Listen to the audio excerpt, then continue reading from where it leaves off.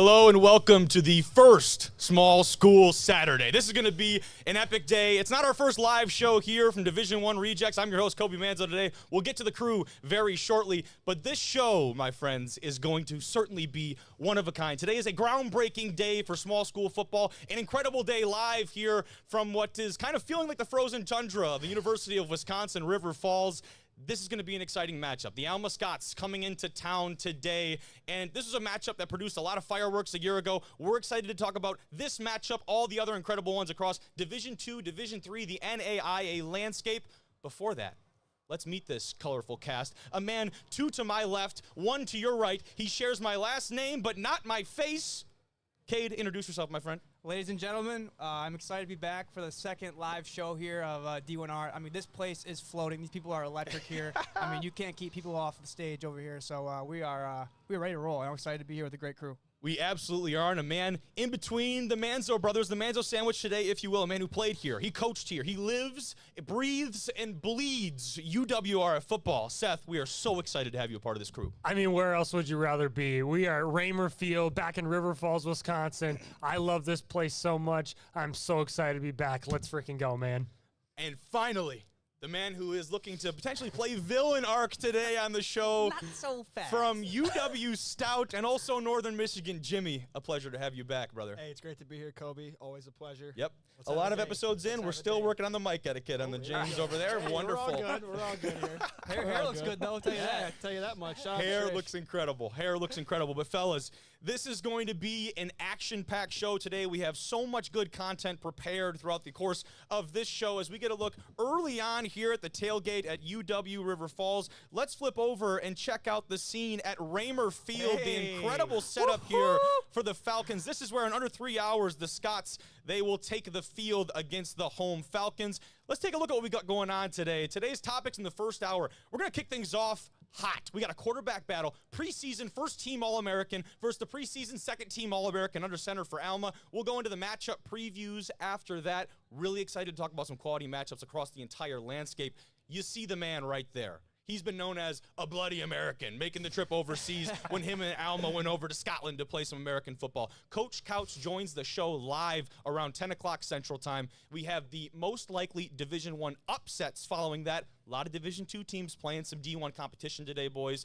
We've got a segment focused on the transfer portal today in the day and age of college football. You've got to talk about it. And we'll close out the first hour with our Around the Nation segment, checking in with some of the most highly qualified expert opinions from Division II, Division III, NAIA, literally across the country, boys. I am very excited to get into that one as we continue over and looking into hour 2 of the program today. We've got another esteemed guest joining us later on. Coach Matt Walker will join the show live at 11 Central at the desk with the fellas. But before that, we're talking about the spreads. We're talking about the analytics. We go to our dear friend in the D3 football landscape, Logan Hansen, for some of those ratings, to Massey for the others. We're talking difference makers in today's contest. Of course, we'll have that interview. And what is a game day show, fellas, without the game picks? We'll close that out. And finally, of course, the Falcons, the Scots. That will be the pick that closes out today's show. Boys, I could not be more excited and have more anticipation for what's going on today. This is going to be an electric show. What are the expectations? I'm pumped to get going. I know there's a lot of talking from myself. Are you boys ready to do this thing? Oh, heck yeah, dude. I mean, Let's light this candle. people, you can hear the people in the back. It's starting to fill up here a little bit. I am expecting a much bigger and better atmosphere than UW Lacrosse. That's no shade to them at all. Okay. But I've heard some very good things from my partner here on the right. So we're going to be looking up some high expectations here. And just to give a quick preview on the site here at River Falls today, the Falcons, they're 3-0 all-time versus the Scots. Last year's matchup in 2024 was the first in that iteration in over a decade. Can the Scots change the mojo? Can the Falcons keep that momentum going? Last year, a lot of fireworks. The over-under today set at 67.4, courtesy of the Hansen ratings there. This game is going to produce a lot of offense, Fireworks. dude. Absolutely. So we'll get into that. Two programs trying to take the top spot back, in their respective conferences. But you can't talk about these teams, guys, without talking about the men under center. Caleb Blaha, first-team preseason All-American from D3Football.com. Seth, tell me what we need to know about the UWRF single caller. Listen, what else can we say about Caleb that hasn't already been said, right? In 2023, right, his best season to date, he led the entire country in total offense per game. He already has the school record for total offense in a career, a game that he broke that last year, a year ago, right? So what hasn't been said about him already, right? Now, here's what we'll say. What's Caleb's number one trait on the outside view, right? It's his throwing ability. It's his athleticism, right? I think it's his toughness. His number one trait is absolutely his toughness. He plays so many snaps. This offense is high octane. I've actually been a part of this offense, coaching with it, playing in it for a year. I am so excited to see what Caleb can do today. Now, I think his number one trait, it's his toughness. It's his humble approach to the game, and he's one of the most down-to-earth players that you're actually ever going to see. I'm so excited for him this season. Obviously, last year he had the injury, right? Obviously, he got hurt in the game against Alma last year, tried to bounce back, then ultimately got hurt in the Platteville game last year. And, you know, he was obviously very disappointed in himself. He was disappointed that he let the team down. But that's what he's focused on, right? He's focused on winning, right? He doesn't care about the accolades. He doesn't care about being nominated for the Gagliardi Award. He cares about winning. Gallardi. There you go. There we go. Second Thank G you, silent. There you go. Right. We haven't experienced one of those here yet. Okay, So there you we'll go. get There there you go. eventually, right? But he doesn't care about all that stuff. He cares about winning. And so this offseason, this fall camp, he's focused on making his teammates better, making sure that he's bulletproof for this game and this season. And I'm so excited to see what he can do today. I love that. And to switch the conversation a little bit, the Alma Scots, they've got an absolute dude under center for them, one that we've been fortunate enough to have on the show a couple times. And Jimmy will be the first to tell you, an All-American on the field and off of it. Jimmy, what can you say about Carter St. John? So Carter St. John, arguably the best human in college football. The man is leading an entire military against the battle against cancer. Just an absolutely sensational young man. He also quite literally defines heart over height, standing at just 5'9", but that does not hold him back from being an absolute dog on the football field. The preseason All-American. He just annihilates defenses every single week. In my brief interview with him through Twitter DMs, he was very quick to deflect credit, a sign of a true leader. So Carter's family is heavily involved in his success. So I got a quote from him. My girlfriend and I, every Thursday of game week, will watch film and go over the game plan. She's a huge football fan and a huge football nerd and can break down coverages if needed. Absolutely spectacular on Ella there. Absolutely stellar. And then his father also pays his little sister, depending on how he plays, if she attends the game. She gets $10 for every touchdown, and she loses $5 for every interception or a fumble. So let's not turn the ball over too much today. We don't want Hadley to give your dad $5, So, stuff like that to encourage the Scots. It's great that the family's involved. It absolutely is. He is a guy that, again, we've been fortunate enough to have on this program. And seeing those two, that really is the big storyline heading into today, is the fireworks on offense for both of these teams. What can they do to produce and outpace the respective defenses on the other side of the ball? We're going to talk about playmakers on both sides of the ball for those games moving forward. But, fellas, let's get into the matchup previews for today's contest. And we're going to start things off in the Division II realm, where I'm pretty comfortable. Pittsburgh State at Central Oklahoma. This is a very interesting matchup because Pittsburgh State, Central Oklahoma actually split the polls heading into the season. And in the preseason polls, the media voted Pitt to win the league. The coaches, they had UCO in front. Jet Huff had a rough week last week. That's kind of the tried and true of it. That's not going to stay the same. This offense from Central Oklahoma still has home run hitters in this backfield. Guys like Jalen Cottrell, William Mason coming out of the backfield. Can they match the Gorillas in the trenches, Cade? That's where I'm a little bit unsure. Yeah, and I love everything you said there, Kobe. Just some things I got down here for Pitt State. Obviously, they're coming off a top 5 loss to the number 1 team in the country, Fair State. So, I mean, they will be looking to light fireworks. I initially had on here that I was sorry for Central Oklahoma because I feel like Pitt State's going to, take some of that frustration out from last week into this week. It's really hard to picture either of these teams starting 0-2. It's incredible, yeah. You know what I mean? You talk about 2 top 10 teams in all of the country, and one of them will be winless heading into week 2 after 2 weeks of this season. And you go back to that Central Oklahoma loss. Does it say more about Central Oklahoma? I think it says more about that UTPB team that came in unranked. That defense was on fire, led by Tristan Axline, the linebacker, who has been the focal point for that Permian Basin squad down there. But today is going to be a very, very interesting matchup. And moving over, let's talk about another MIAA team. This one, Emporia State at Angelo State is going to be a contest that a lot of people will have their eyes on later today. Emporia State, a team that has been in kind of the mid-ranks of that MIAA towards the top. Angelo State, known for their defense in the past. I think this year, you'll talk about it a little bit, Jimmy, but this is a new year and new look for the Hornets at Emporia State. You replace your starting quarterback, a weapon on the outside, on Tyler Common, who actually got a shot with the Indianapolis Colts in the NFL. He was an incredible talent for them. They played what I would consider a possession-heavy team a week ago in Minot State, a team that runs the option, loves the ground game. What Emporia State did, they made the most of their drives and opportunities. You don't go win the time possession battle against a team like that. They went out and made those drives count. Last year, versus the Rams, Angelo State, that was a low-scoring affair. I think that changes this year, Jimmy. Yeah, so, we got Angelo State here. Braden Fuller selected as the Lone Star Conference preseason player of the year. Also won the Conference Player of the Year last year, Offensive Player of the Year. Totaling about 3,000 total yards to go with 29 touchdowns. The kid is an absolute baller. You got some veterans in the trenches up front as well on the defensive side of the ball. You got Owen Seaver and Creovani Johnson are back to lead the Rams front line on defense.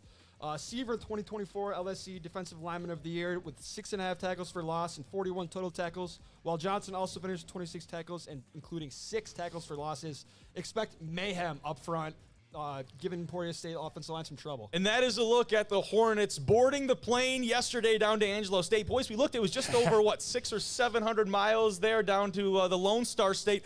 The Hornets not taking that lightly. They're boarding up. I don't think that's the private jet, but they're loading up on the plane to get down there, boys. Let's keep things moving on the Division II scene. We're going to go over to a GMAC and GLVC matchup, boys, one that does have some regional playoff implications. UIndy making the trip to Findlay today. 2 former GLIAC squads, boys. Neither of them in that conference now, though, which is kind of a neat storyline. The Greyhounds, they've won the last 7 games versus the Oilers. The twist, these 2 teams have not met in the last 14 years. Today is kind of a landmark matchup. Last time they weren't conference champs, UIndy, was in 2021. The conference that the Greyhounds are in, the GLVC, the challenge for them is to take the step out. You get into the playoffs out of that conference, especially now with the auto bids in Division II football. Can UIndy take that next step and get out of the conference, win a playoff game, and assert themselves on the national stage? It all starts today with Findlay.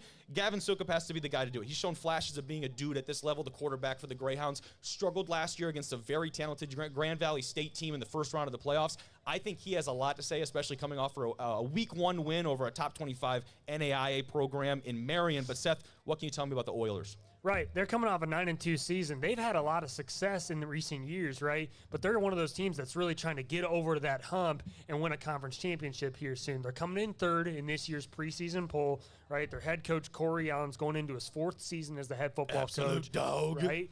And they will... Right, and they had some question marks about the quarterback position this year, but they have the Ball State transfer quarterback, Chase Harrison, who's going to start today's opener. Like that a lot. That is a big-time pickup for Findlay, who actually lost a quarterback to the portal this year. And where the portal taketh, it also giveth, boys. It works both ways, which is incredible in that way. But Who's that, Aeropostale? Aristotle, bro. You said Aeropostale? Is that a clothing brand? Yeah, dude, talking about jeans right now. okay, we're talking philosophers and jeans all in the same conversation. This is what you get from the D1 Rejects crew, and it is, let me tell you something, it's freezing. It is It cold. is absolutely cold. I promise you, I think the nerves actually wore off after the first couple of minutes. I'm cold. I'm shivering because Yeah. it is cold out here. Welcome but to Wisconsin, baby. it is beautiful. It's still a cold, beautiful day here at River Falls. Let's keep things moving here with the Division II matchups, guys. We're going to go down to a team that we've talked a lot about this offseason. Valdosta State, the Blazers, taking on Johnson C. Smith. And for me, the biggest note that you need to know about the Blazers, Coach Graham Craig, who took over, he was the previous offensive coordinator, signal caller for the Blazers. In Week 0, down to Week 0 Labor Day Classic in Birmingham, Alabama, what you needed to do was survive and advance. They did just that against a talented Clark Atlanta team that had a lot of new pieces in the portal. They won. It wasn't in a flashy way. It was a gritty, drawn-out win for this Valdosta State team. They're only going to get better throughout the course of this season. This is a roster that has had turnover like no other in the scenes of Division II, with transfers in and out throughout this roster. You lose your head coach, a lot of the big-time playmakers. Talking with Coach, he talked about this team's motto this year is protect the standard of winning in Titletown. The history that comes with suiting up for the Blazers is something that he does not want those guys to take for granted. And he talked about 1 year removed from an appearance in the national championship. He said, They don't talk about it. This is a team and a group of guys that wasn't even really there to experience that. He wants them to build their own identity. This fall, Harris Boyd got the start last week. Him and Craig had crossover at Memphis, which is where he transferred in from. So look for a lot of chemistry there at the quarterback spot, Jim. Yeah, speaking of quarterbacks, expect big things from Johnson C. Smith quarterback Kelvin Durham. The kid was just absolutely hooping last week. 270 passing yards along with 4 touchdowns, 3 through the air, 1 on the ground. The kid is an absolute baller. 4 different players ran in a touchdown for the Golden Bulls last week, so expect them to pound the rock, especially in the red zone this season. And Brian Lane, wide receiver 1, after last week's 163-yard performance, expect him to have a day. Like that. A day. That. Mark it, brother.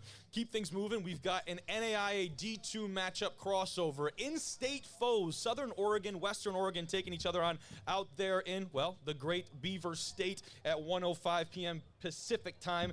And, boys, let's talk about this Southern Oregon team. The NAIA D2 matchup, 15 years in the making out there. This is not a matchup that happens on a yearly basis. Quite the special occasion for both of these sides. You've got a team that you can't talk about Southern Oregon without talking about Gunnar Yates, one of the most explosive players in all of NAIA football in the offensive backfield there for the Raiders. He's a guy that they need to have at the top of their scouting report, and they need to keep contained. If you let him get out and give him time and space, a lot of dangerous things are going to happen to that defense. And continuing to talk about that, I would say playing in the Frontier Conference is like the SEC of D1 with teams like Montana Western, Montana Tech, and Carroll College, and College of Idaho. I think that would be disrespectful to the Frontier Conference. They've got a hell of a conference out there out west, the Frontier. And right now, Southern Oregon is poised to be close to the top, if not one of the teams in contention for that. Last year, boys, Southern Oregon, they lost 3 games by a combined 14 points. They were bounced from the playoffs a year ago after an incredible season. That's leaving a bad taste in the mouth of the Raiders. Yeah, and kind of going on to Western Oregon here, not a whole lot of statistics for me on this one, more of a mindset. They have not played the 2025 season, and it's a mindset going to a game where all you hear about is the D2 versus NAIA. And I like to quote Nick Saban, rat poison. You know what I mean? You know what I'm saying? So they gotta stay out of the rat poison. Don't listen to the NAIA D2. A lot of those teams, are if not better than a lot of the D2 teams. You know what I mean? They got some dudes. And another kind of stat of the day. Western Oregon is 0-7 in their last 7 openers, and they were all away games. Western Oregon plays at home this week. Let's see if they can break the opening curse and get a win at Western Oregon. I like that a lot. That's good mojo there from Cade for the Wolves out there out west. And we'll keep things moving now, though, fellas. We're going to turn our heads to the Division III slate. Let's talk some D3 football again on site here live from UW River Falls. For all of you just tuning in, the Falcons, the Scots from Alma College kicking off in let's see here, 2.5 hours or so. But we're not talking about them right away. Let's talk about another high-octane game this afternoon, fellas. Wheaton at Mount Union. Jimmy, what can you tell me about the Thunder? Tell you about this. The Wheaton Thunder are led by an absolute stud, Mark Fercucci. Looks to lead the Thunder to their first conference title in a long time. I was high on Wheaton last year, and I'm high on them again this season. I'll tell you what, I'm still a little bit salty about the Isthmus Bowl. Great win for the Thunder over the Blue Devils last season. But losing Drew Chair to the portal to Johns Hopkins is a big blow. Hopefully they can fill it down up front for without the big fella. Head coach Jesse Scott says this year's team is using the lessons of 2024 as its preparation. Got a quote here from early on in our offseason. It certainly gave an edge to things. Our guys wanted to have something at the end of last fall that it didn't get. And I think thank you, Kobe. I think it brought a lot of focus to the early portion of our offseason, and that was sustained as our team attacked our goals of 2025 together. You went through some adversity last year. You bounced back this year. Big game against Mount Union. Let's make a statement. Wheaton. Come on, baby. Let's go. Well, you hear the pitch, I guess, so to speak, from Jimmy. Seth, tell me about the other side, the Purple Raiders. Well, I'll tell you about their pitch. It's that they win all the time, right? And their head coach, Jeff Dart, said, hey, we want to be more aggressive with our schedule, obviously with the departure of John Kale, right? So their schedule obviously got a lot easier, right?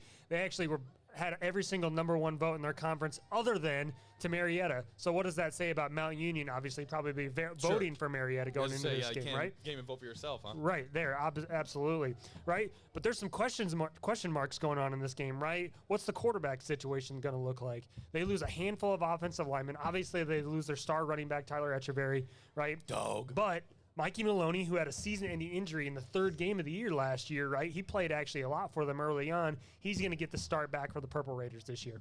I like that a lot. Let's continue. Another top 25 matchup in the ranks of D3 football. And, guys, I am really excited to talk about this one. Grove City heading on the road, taking on Cortland, the 2023 national champions. Pretty closely removed from that one. These are two teams that have a lot of new faces since then, though, fellas. Grove City, brick by brick, the two Cinderella stories. They met the 2023 playoffs en route to that Cortland championship. And let me tell you this. Grove City, the Wolverines, were probably one of these gusts of wind that we're getting right now. They were a gust of wind away from taking that game and taking the next step in the national playoffs. That's how close the margin of victory and the margin of loss was for that Grove City squad. This is one of the most balanced offenses in all of D3 football when it comes to pass and run. They dish it out to a lot of different weapons across the field. The defense, fellas, generated 27 turnovers in 2024.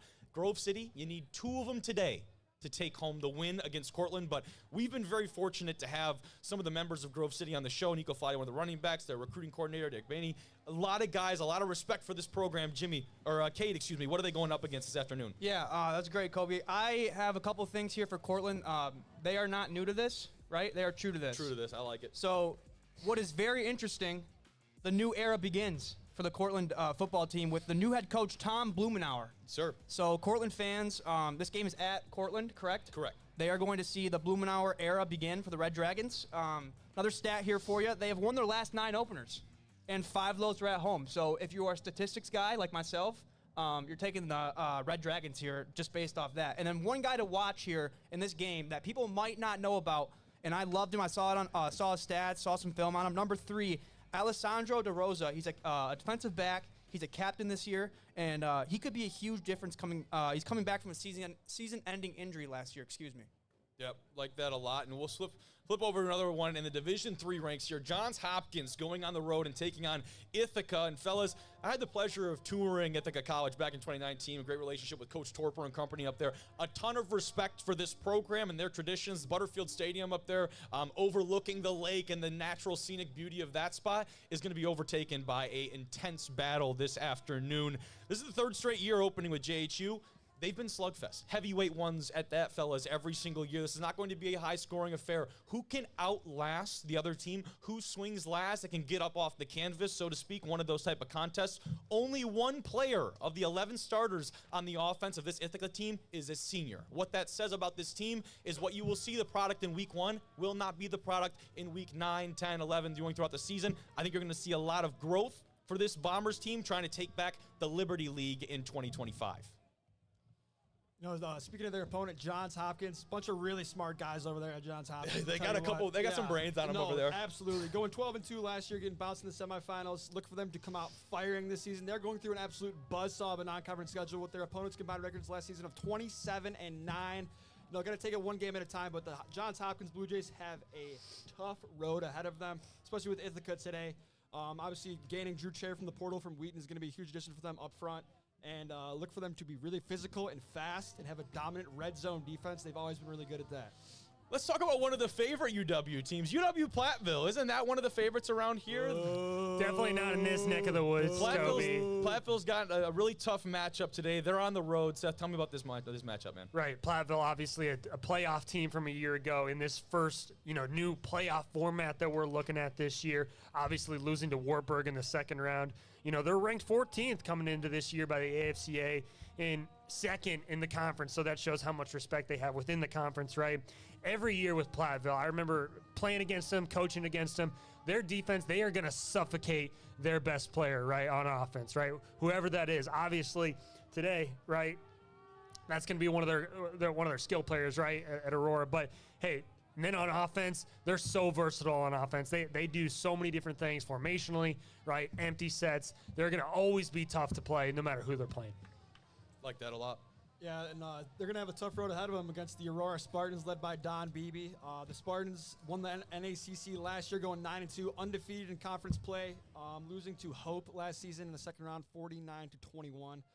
Tough one there, but look for them to be fast, physical, and they're going to absolutely give Platteville a tough one.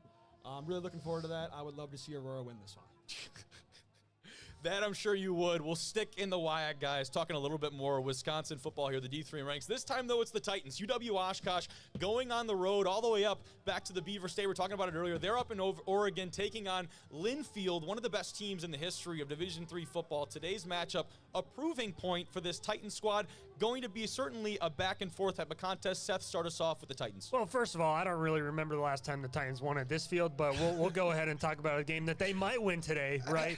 They have an absolutely loaded schedule, potentially one of, if not the hardest schedule in Division III. Obviously, making the trip all the way out to Linfield, right? I think this is actually a team that a lot of people are sleeping on this year, right? They played, let's say, 3 2024 conference champions and 4 playoff teams this year, right? And I think a lot of people forget they beat this Linfield team a year ago, right? Obviously, they were over there in Oshkosh, right? And they lose 2 of their quarterbacks from the season ago, right? But the one that actually played in this game last year, Cole Warren, is going to start today. Yeah, and kudos to you, Seth, for getting through that read where we have the entire River Falls band potentially tuning their instruments 4 feet from our left eardrums over here. So, yep, you guys are doing great. Might want to get in sync before we get out there on the field. But let's move over. We've got a really highly touted NAIA slate Hold to on, talk Kobe. about today. We have not talked about oh, my bad. Linfield Yes, yet. Continue. You're good. The band's throwing me off, too. It's all over. I got a couple names for you guys here, and I'm super sorry if I'm butchering this name. Jackson Pfeiffer, all NWC second team last year. He had 600 all-purpose yards. He's a running back. Look for that name today. They did lose Blake Rybar, the Northwest Conference Defensive Player of the Year last year. The dude was a dog, and they lost a ton of veteran presence and leadership. Just graduating, not really in the transfer portal. They did play this Oshkosh team last year, like my partner said here to my right, and they lost in overtime. Oh, my goodness. He is a little bit early, but you would not guess who is showing up to set today.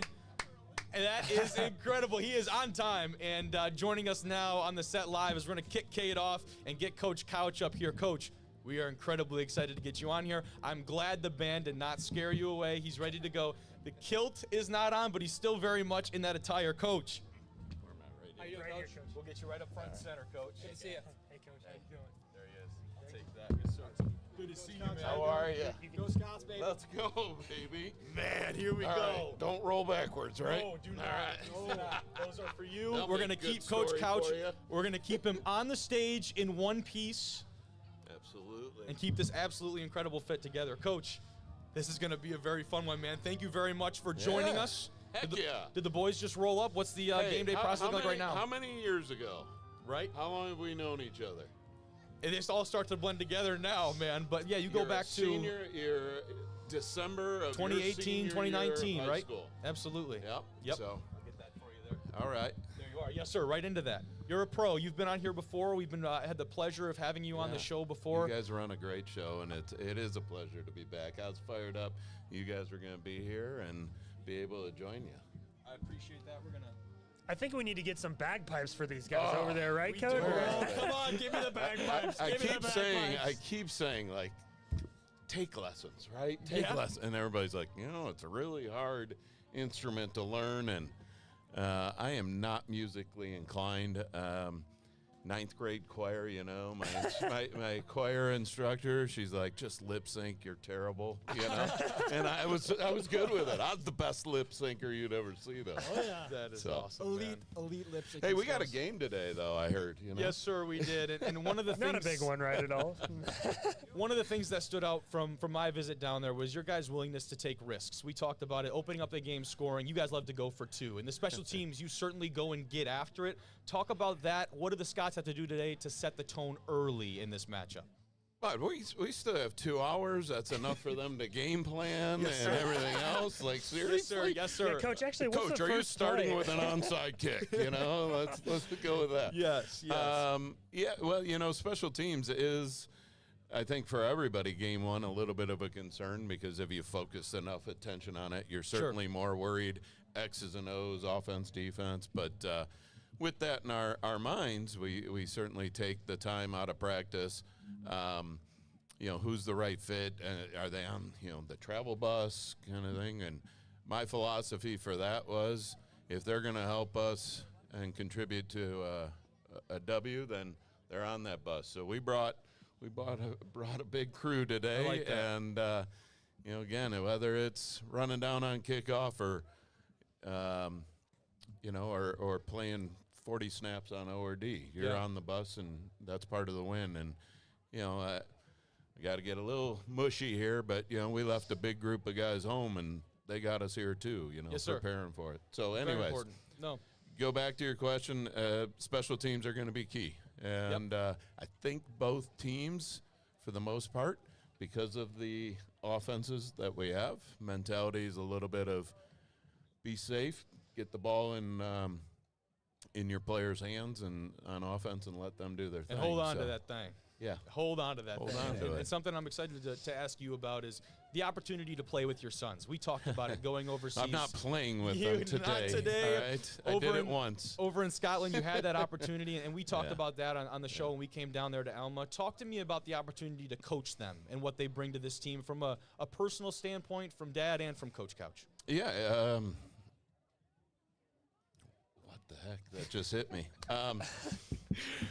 It's special. Yeah. It's you know, when I left high school, my boys were just getting to that stage of life where they were going to join me up at the high school, and then Dad uproots the family and we moved to Alma, and you know, I didn't know at that time, nor would I have guessed that I would have the opportunity to coach two of them, and then our youngest goes to Alma and is golfing. So that's it's incredible. It's phenomenal. Yeah. And but you know, to have two on the field today at the same time, I guarantee you I'll be taking a mental snapshot and and a little smile. But when we're rolling, we're rolling. Yes, sir. I've got to focus on what my tasks, my jobs, and a little bit of management, but really to cheer for for the team. So you're the absolute man. You are the absolute man.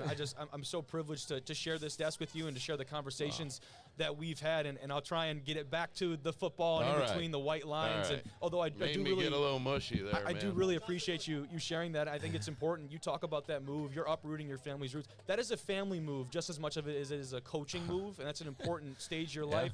It obviously has panned out. You've done fantastic things for the young men at Alma and, of course, on and off the field. But talk about them today. Sorry, I'll flip back over to the field. Last year was a high-scoring affair. Can we expect more fireworks in 2025 from both these squads? Well, I think so. I mean, the tempo that these offenses, there's going to be big plays, both sides of the ball.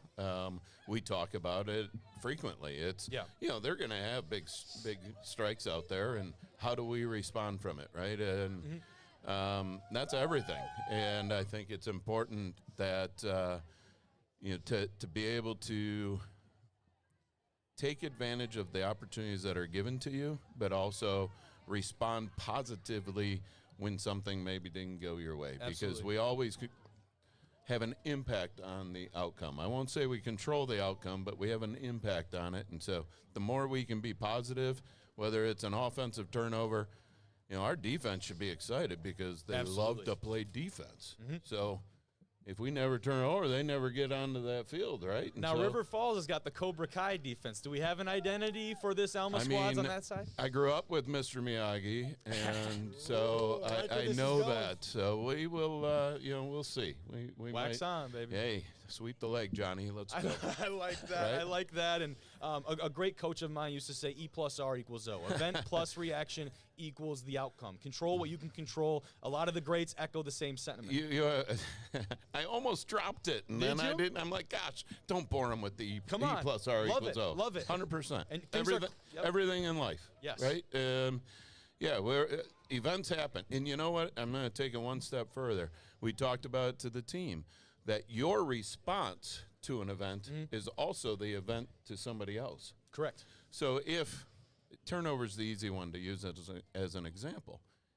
If I hang my head because of turnover, now me hanging my head is an event for you. Now, how are you going to respond to my event, which all I'm doing is creating more negative events? So if I can be positive in that situation, again, we're not going to high five that we just had a turnover, but defense should be pretty excited that they get to go out.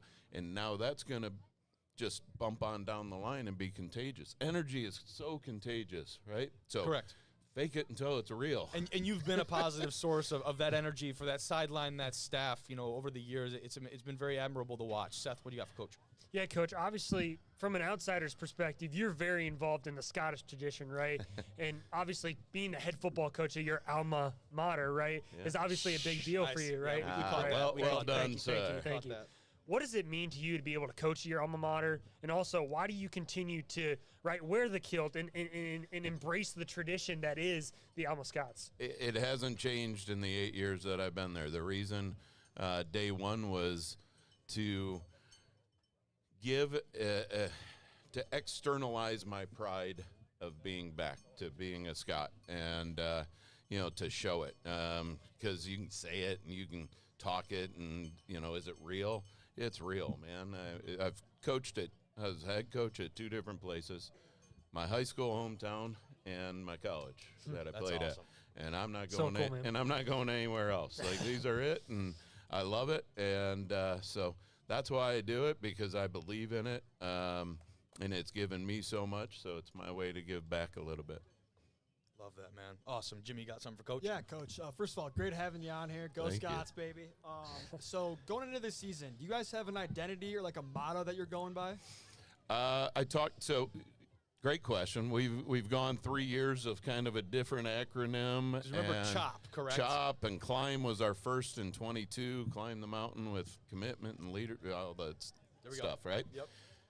This year, met with our seniors, and they said we want to stay at the core, stay at the roots, and we are kilt style. So Let's go, they're man. living it, they're breathing it.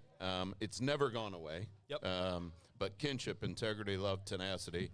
We have 40 seniors.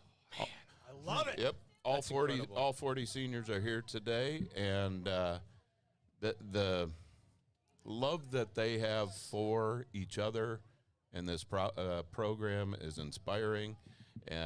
It's been fun to watch their leadership with our young guys, some of which are here today, and so kilt style all the way, baby. Wait, you say kilt style? Wait. Oh, he's got it. Let's go. Where's he Let's going? go. Let's go, baby. Come on. Go Scots. Oh, and here we thought we could actually save the kilt for the finale, but you know what? No way. I love No that. way. No chance. Got to put it on now. That's incredible, man. Well, you did, by going up in front of everybody, you answered probably the number one question I get. What's that? Traditional or not? And it's obvious you're not. So That's all right. That's all right. About the undergarments or lack thereof, I think is what he's referring to. That's all right. It's a little chilly out here. Coach, A little chilly. thank you Hey, so guys. much, Coach. Thank you for being a small piece of today, and we're so excited to continue to follow along with you and the guys today, obviously at the game, and then, of course, in the future, like you said. yeah, thank you. You're easy to find. You're not going anywhere. You man. might need that back. My son Sam will kill me if I Yes. give Oh, yeah, away I'll his get it back to you. I'll get it back kilt. to you, All right. yeah. We certainly will make sure that happens, Coach. Thank you very much. I gotta drop it. All right. Yeah. Go Scots! Yes, sir.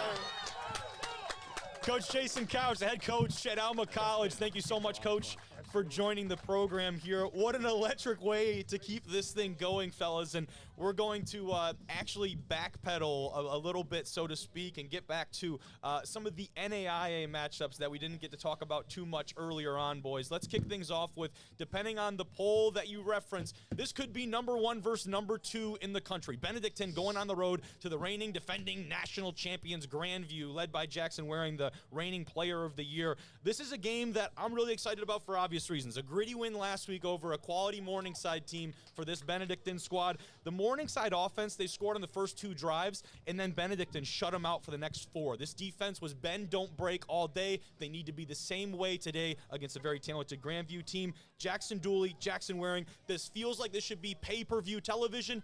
This is free to watch, which feels like a blessing for all the fans of small school football, Seth. Absolutely right. You said it, coming off a national championship season, right? This team is actually, their stadium is only about 500 yards from my apartment down there in Des Moines. There you go. Right? Now, what's the difference between this year and last year for Grandview, right? Their head coach, Joe Woodley, left Grandview to become the head coach at Drake University, only a couple miles down the road. But the good news is for Grandview, pretty much everybody on that staff stayed, right?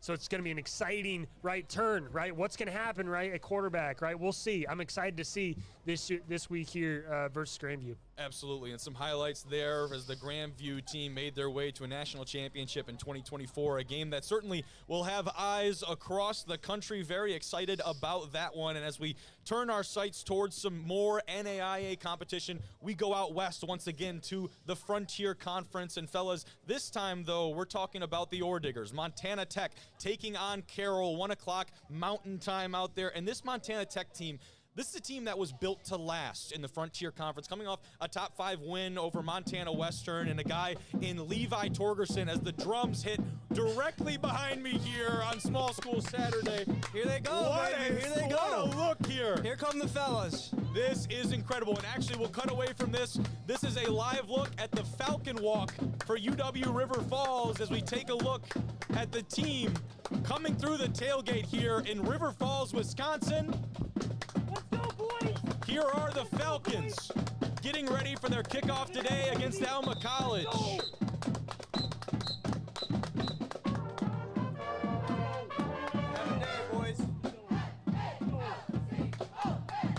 Look at this. Sorry, boys, I can hardly contain myself with the boys coming out here. This is college football. Let's go, Steve.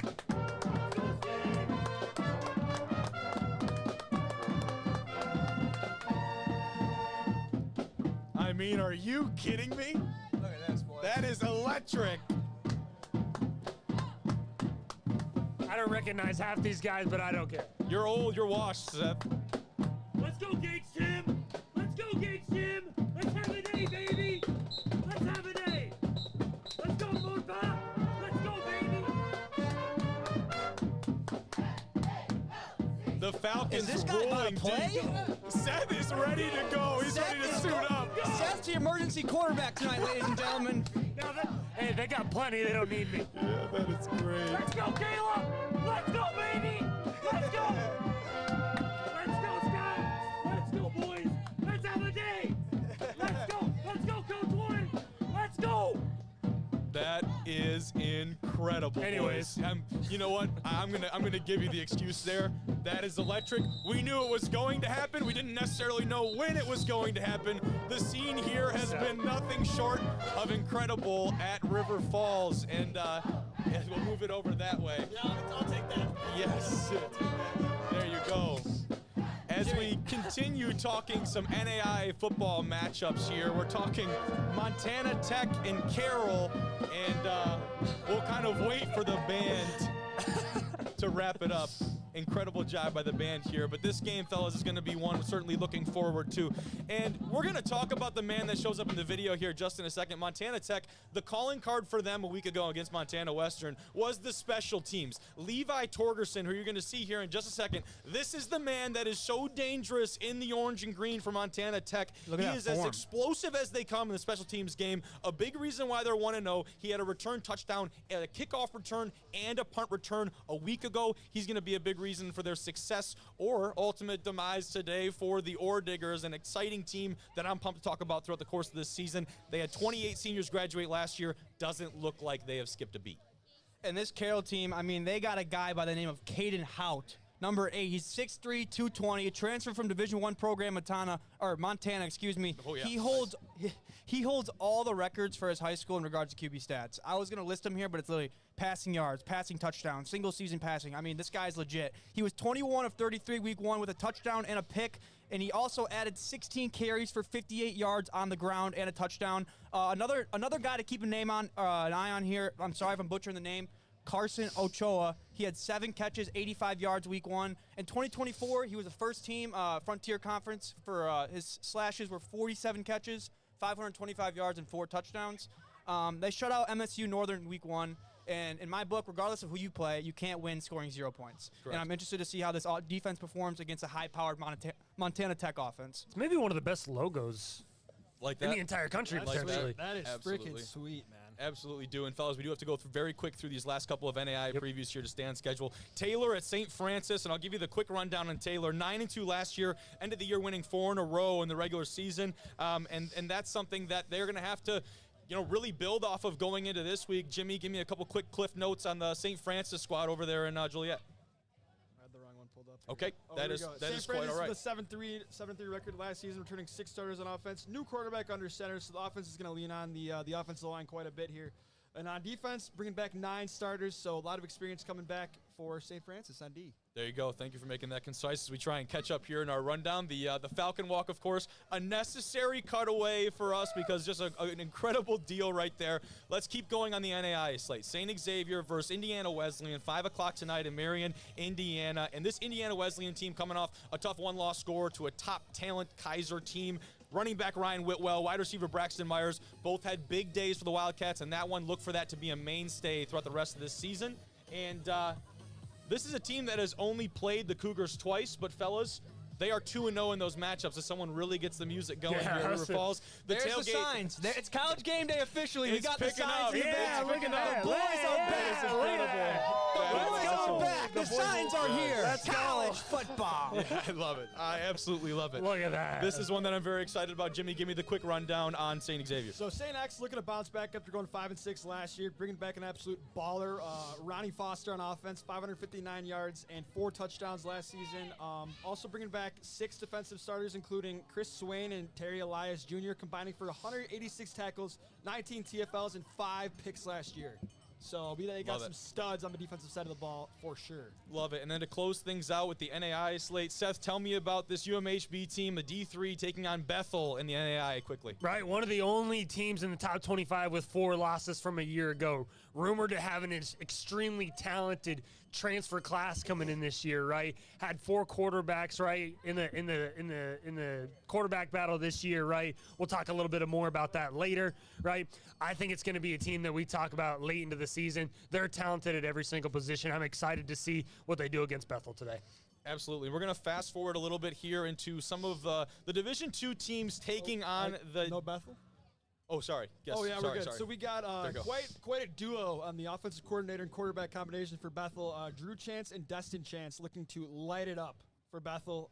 Offense returning 5 starters and 6 starters on defense. Like that a lot. And quickly here, boys, we're going to cut to the Zoom interviews that we're going to get to here pretty quickly. But we are going to talk about most likely Division I upsets. And, Seth, I'd like for you to kick this one off with your pick today. We've got Division II schools taking on some Division I opponents. Seth, who's got your pick to come home with the win today? Right, before I bury myself and bury any credibility that I have on this program, I'm going to go ahead and just say I don't think anybody is getting beat by it today. I'll say that. Not so fast. Sorry. Yeah, right. It's a cop-out. It's a cop-out for sure, right? I didn't, right?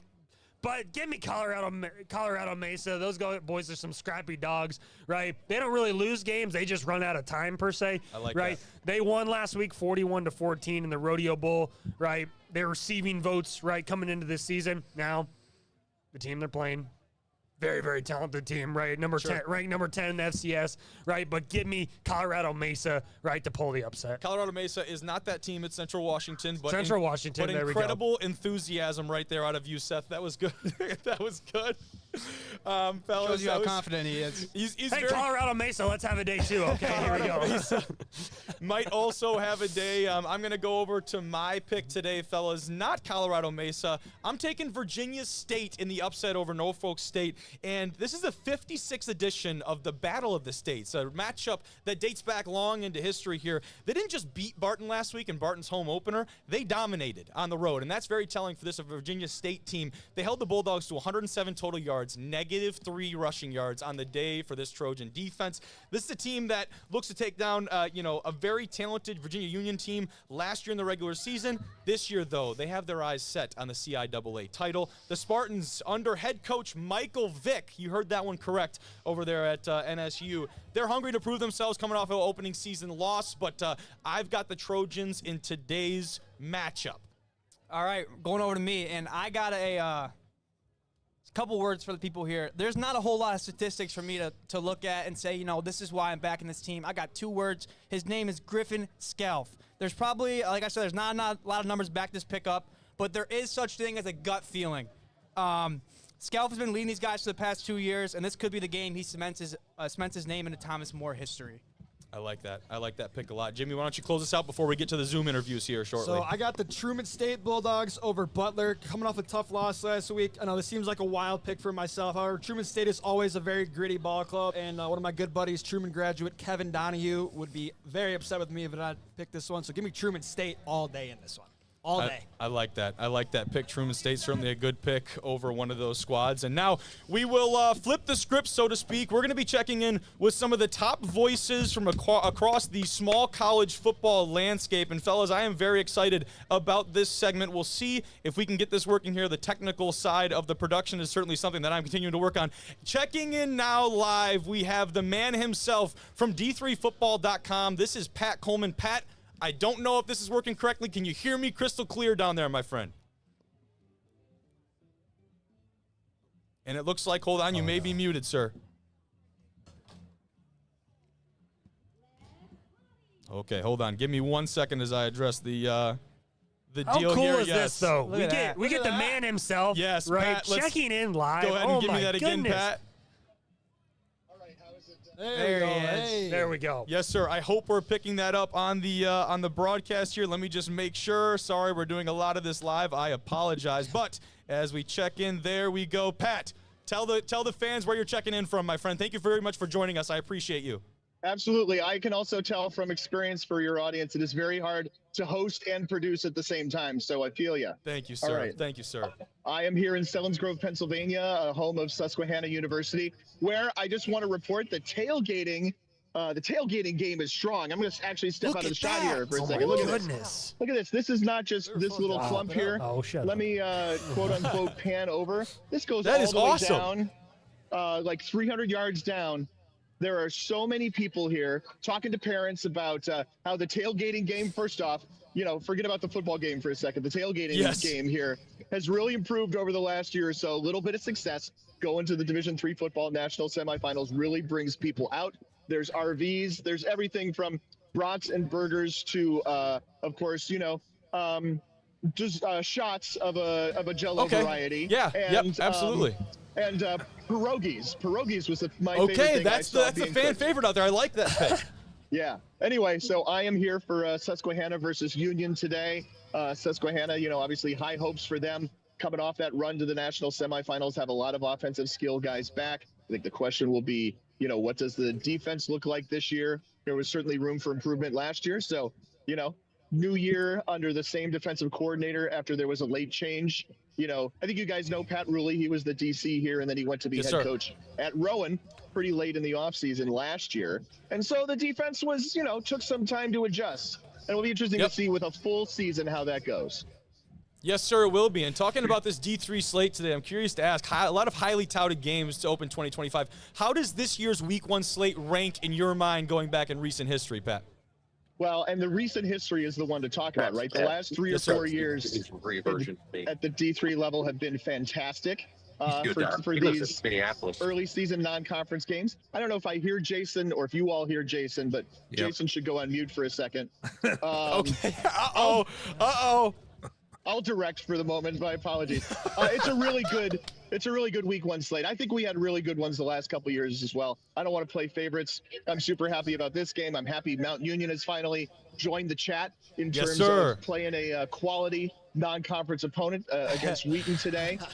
Cortland, Grove City, what a fantastic slate of games. We got Aurora and Platteville. It's a really good weekend for Division III football.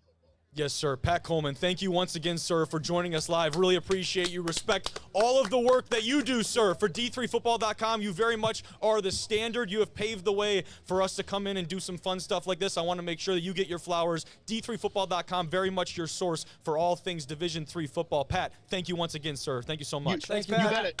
And listen to our You're the man, podcast. Pat. It drops Monday morning.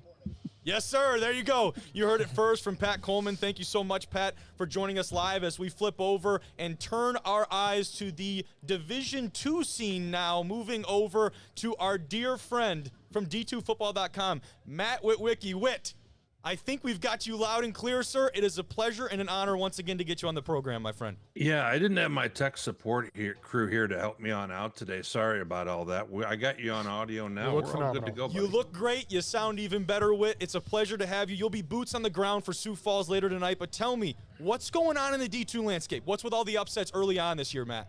Yeah, it's a great question, actually. Through 7 days of football in Division II, we've had, essentially number 3 on our polls, and then number 6, Central Oklahoma, and then Pueblo, respectively, go down. And we're trying to figure it out ourselves. I'll be honest with you, Kobe. I have a feeling that what we're looking at here is Ferris State and Harding are in one spot real high, and everybody else 3 through about 25 can be a little bit of at risk week to week. We'll have to see. Yes, sir. That's a very good way to put it, and those teams are certainly separated and gone head and shoulders above the rest. Now, you're an NSIC guy through and through. I know that. Anyone who's tuned in to your incredible content over there knows that. Who's got your early vote to win the title in the Northern Sun in 2025, Whit? Kobe, a few weeks ago, I went on out and said, I've got Mankato number 1. I have Sioux Falls number 2 in my picks, which the coaches had them 5. I got them 2. I think they have a pretty high ceiling. And then I had Duluth 3. And I'll be honest, after a week of competition, I'm not changing any of that. I'm going to stay with that. Hell yeah.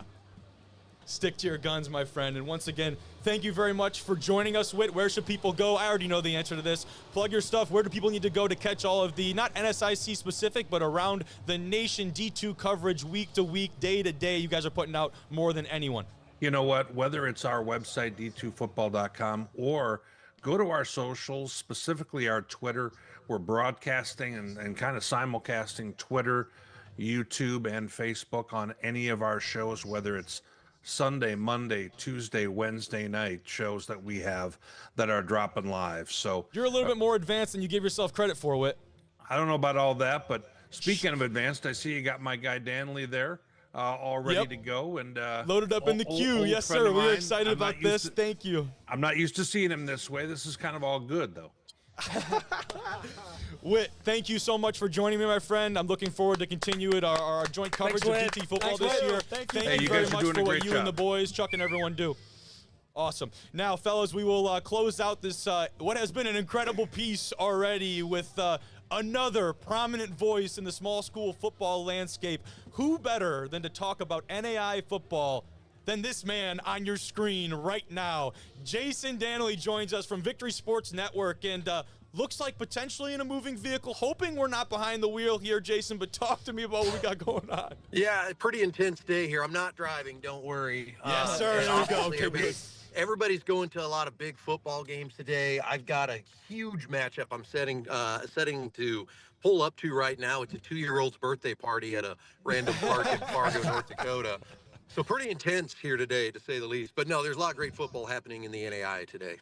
I love it, man. You were on site last week previewing what turned out to be a phenomenal win for Benedictine over Morningside. Today, the Hart Conference takes center stage again. Ravens play the defending national champs. What do people need to know about this heavyweight matchup today, Jason? Yeah, it's really, indicative of the early NAIA football season. There's been so much good football early on. Obviously, we had, Benedictine and Morningside last week. You can hear my daughter starting to yell right now because we've gotten to the park. So we had that game last week. The excitement, anticipation is growing everywhere. Exactly. And then we had Montana Western and Montana Tech last week. And just this early season, everything has been some really great games. Kaiser, Indiana Wesleyan, but this game specifically today, it's kind of the matchup of the Jacksons. You've got Jackson Waring, the NAIA Player of the Year, reigning NAIA Player of the Year, going up against another great quarterback in the NAIA, in Jackson Dooley, who really showed up last week, had a great game, scored the game-winning touchdown with 12 seconds left for Benedictine as they were able to beat Morningside. So a lot of great football early on in the NAIA season. And several other games today that I'm definitely looking forward to as well. That's what I was curious to ask about. Maybe more of an under-the-radar game that you'll be following along with today. Montana Tech Carroll, very much in the national spotlight. The Benedictine game, of course. What's an under-the-radar one that people should be following in the NAIA landscape? I've got two for you. One that is just really intriguing to me because I felt like Peru State was going to push a little bit for the Hart North title. They lost last week to Oklahoma Panhandle State at home, but they get Baker at home this week out of the Hart South Conference. I think that's one to keep your eye on, seeing if Peru State bounces back and seeing if Baker's ready to play. I mean, Baker hasn't played a game yet this year. Peru's got one under their belt. And then the other one is down in Florida. Weber International is hosting Campbellsville. Campbellsville went on the road last week, got a great win over the University of St. Francis. Weber International beat D1 FCS non-scholarship Stetson, so they're flying high. That's going to be a really interesting game as well to check out down in Babson Park, Florida. I love the pick. I would absolutely agree with you there, Jason. Thank you once again for joining us. Plug where people can go to find all of your content material. You have been more active on the socials, maybe possibly than ever. You've been doing an absolute great job of getting on site for these games and also putting out on these different channels. Tell the people where they can go find it. VictorySportsNetwork.com is the easiest place to go. You can find us on all the socials. If you Google or just search Victory Sports, you'll find us. Or Kobe has done a great job with D1 Rejects, obviously retweeting and liking some of our stuff. So you'll find it there. If you are interested in NAIA football, you will find it. We're out there. If you don't know about us, check us out, VictorySportsNetwork.com. Jason, you are very much the man. I appreciate you so much. Have a great rest of your day. All right. Thank you, Jason. Thank you, sir. Thank you. Fellas, this is when we're supposed to take a break. I think we need to power through and Let's continue do with it. some of these Let's segments. go, Coach. Let it we rip. We are going to rip now into look at that grab of the sheet right there. Don't call him a fullback. The wind picks up now in River Falls, where we are live ahead of the River Falls and Alma game day here. But fellas, now we're talking about the portal right now and what the portal taketh, it also giveth. Kick things off with a big-time quarterback addition. Right? A school that's had a lot of interesting quarterback situations, right, in recent memory, right? One of those schools is Mary Hardin-Baylor, right? They at one point had 4 quarterbacks rotating with the first team this fall camp. The one that emerged, Kirkland Mitchell, the Illinois transfer, right? He's going to start this Saturday for Bethel. He started his career actually at Bethel or at Blinn College, where he was actually playing baseball before ultimately transferring to the University of Illinois. Now, he doesn't have a ton of on-field playing experience, but I think when you're in a situation and you have 4 big-time players competing for that spot, to have this guy emerge as QB1, he's my transfer to look out for today. I like that pick a lot. He's certainly going to be a pivotal piece of that offense down there for the crew, so to speak. And a guy that I talk about is certainly not new to the small school football world, fellas. And this guy is one that we will also see inside of that matchup. Destin Chance, the quarterback coming from D3 Illinois College, is someone that I am incredibly excited to talk about. We've had the chance to talk with him quite a few times over the course of his journey in college football. He makes the move over to Bethel at the NAIA level. And what's important to know, his older brother Drew is the OC at Bethel. He was the D3 coordinator of the year in 2024. This guy, Destin, the younger brother, has had multiple eight touchdown passing games alone. What? The Blue Boy offense never laid off the gas. Can he do it again without top target All-American wide receiver Colin Brunstein? That's been his go-to at IC. I think so. He is one of 5 Gagliardi finalists of 2024. He certainly keeps Bethel poised at the front of the national conversation heading into 2025. I don't think there's going to be much of an acclimation period. His role models, fellas, his late grandpa and Brett Favre. Those are the 2 that he has looked to for inspiration over the course of his football journey. Destin is an absolute trooper. He is as tough as nails, and he has all the skills to be one of the best quarterbacks in the country at any level. So moving over here to my good friend, Mr. Carter, Averon Carter from the Aurora transfer, heading over to UW Stout, Royal Devils. 42 catches, 600 yards, and 6 touchdowns last year for the Spartans. He is an absolute threat from the slot, can line up anywhere, very versatile. The kid can run routes, make catches in traffic. He's an absolute baller. Also, an outstanding human being, dedicating a lot of time to volunteering and also leading Bible study, Fellowship of Christian Athletes for the Blue Devils. There you go. Love that, man. Yeah, Averon's going to be a big piece of that. What's the ceiling for that UW Stout offense this year? There is no ceiling. There is no we'll ceiling. See you week 10, buddy. Blue Devils to the moon. To the moon. Let's go Devils, baby. I like that a lot. I like that a lot. And 4-0. Cade, close us out with a big-time addition to the reigning, defending national champions at the D2 level. Yes. They added some more firepower to that roster. The All-American from Grandview to Ferris State, Davier Jones. He was a member of the top-scoring defense in small school football last year. He was a 2024 national champion and All-American. He's battle-tested for a playoff-bound Ferris team. And this is one thing you see with DBs a lot. I have a lot of respect for DB's games in the art of a defensive back. He may not have eye-popping numbers on a stat sheet. And at cornerback, the less they're talking about you, the better.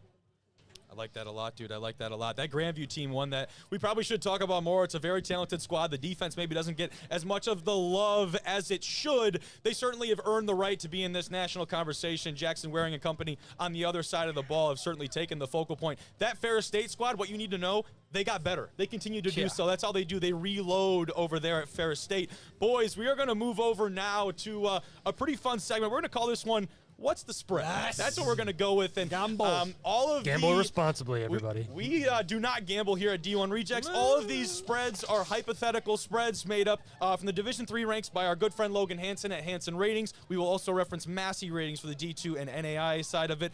Let's start with this, boys. The highest over-under in D3 football today, Lewis and Clark versus Puget Sound, 74.8. is the over-under. Jimmy, what do you think about that line, my friend? So let me tell you something. Life is too short to bet the under. Give me the over in this one. Shout out to Big Cat. Give me the over in this one, for sure. That's awesome. Keep going, fellas. The spread would not be set that high if there was not going to be an absolute abysmal amount of points scored. I'm going to slam the over. Yeah, I'm an offensive guy, right? I want points. Give me all the points you can possibly feed me. Give me the over. And I will say this, I'll take the under. I know there's a new head coach over there at Lewis and Clark. It's got a lot of history with a lot of potent offenses. That's going to take a little bit of time. A new system, some new pieces on that offense for Lewis and Clark. Can they keep up? I guess we'll find out this afternoon. But the lowest over-under from the D3 slate today, fellas, on the totally opposite side of the spectrum. George Fox versus Redlands, the line set at 30.1, Jimmy. So I said this earlier. Life is way too short to bet the under. Give me the over yet again. It's almost a rhetorical question at this point. Give me the over. Thank you. I like it. I like it. Keep it going. I mean, I have no idea about either of these teams, like, to be blatantly honest with you guys. That's totally okay. But I could see, like, this game, George Fox versus Redlands, I could just see being 7-3. Like, I'm going to take the under. Let's drag this game through the mud. Give me the under. I absolutely want no points. Let's go 7-3. I like Cade's pick here. I'm going with that, too. These squads, not necessarily maybe associated with the grind them out type of game, but I'm taking that as well. I'm saying this line is set for a reason. I trust Logan Hansen. I trust the Hansen ratings. Give me the under on this one, and we'll close it out with the closest spread of the day, boys. This one, Muskingum versus Mount St. Joseph, two teams that have been much more a part of the national conversation as of late, fellas. The spread here is 0.4. Woo. That is the margin of victory here for this one. Jimmy, tell me about this Muskingum. The Muskies are favored by 0.4. So, one of the best mascots in D3 football, by the way. This game is essentially a pick 'em for all my bettors out here. In the sportsbook, it would just say PK with a little parenthesis around it. Okay. I'm going to go with Mount St. Joseph to cover in this one. Yep, a team that Alma actually is pretty familiar with. They have had some crossover with this squad, but we'll keep it going here, fellas. Give me the picks. I'm going to say Mount St. Joseph 10-8. 10-8. They win by a safety. 10-8. Safety, and they win it. This is weird, dude. So This is one of those weird they're things. both going to get 2-point conversions. Yeah, and then a safety. no, they're gonna. Muskingum's going to score first. It'll be 8-0. Mount St. Joseph comes down the field, score, get the 2-point conversion, and then they pin them deep. Mount St. Joseph pins them deep, like a fumble or something. Coffin corner punt. Next thing you know, the Muskingum quarterback is scrambling in the end zone and steps out of bounds. Like I don't know where you're getting this premonition from, but I love that you're pulling You it got out the script now. pulled up on your phone over there? He's got a gut feeling. He's got a gut It's feeling. got a gut feeling. I'm going with Muskingum only on the fact their mascot is one of the coolest in all of D3 football. I love it. Yeah, give me Mount St. Joe. I like what they do offensively. Hammer them. Hammered that. Let's go over to the Division II side, guys, and we're going to talk about Ferris State quite a bit over the course of the season. Today, they are pretty highly favored. They're favored by 44.5 on the road versus Lake Erie. And let me start this off by saying Ferris will cover. I would, again, these are not real bets. We do not gamble here at Division I Rejects. Hypothetically, if that were the case, I would take out a large sum of money and put it on the Bulldogs to cover that 44.5-point spread. The offense that we've seen from them has the potential to be one of the best in the history of Ferris State football. Lake Erie is about to run into a buzzsaw. Yeah, give me Ferris by 100. Alternate spread. Love it. Alternate spread is correct, yeah. Moving forward, though, the highest over-under in Division II, boys, that is going to be Western New Mexico versus New Mexico Highlands. That is set at 62.5, Jimmy. Over.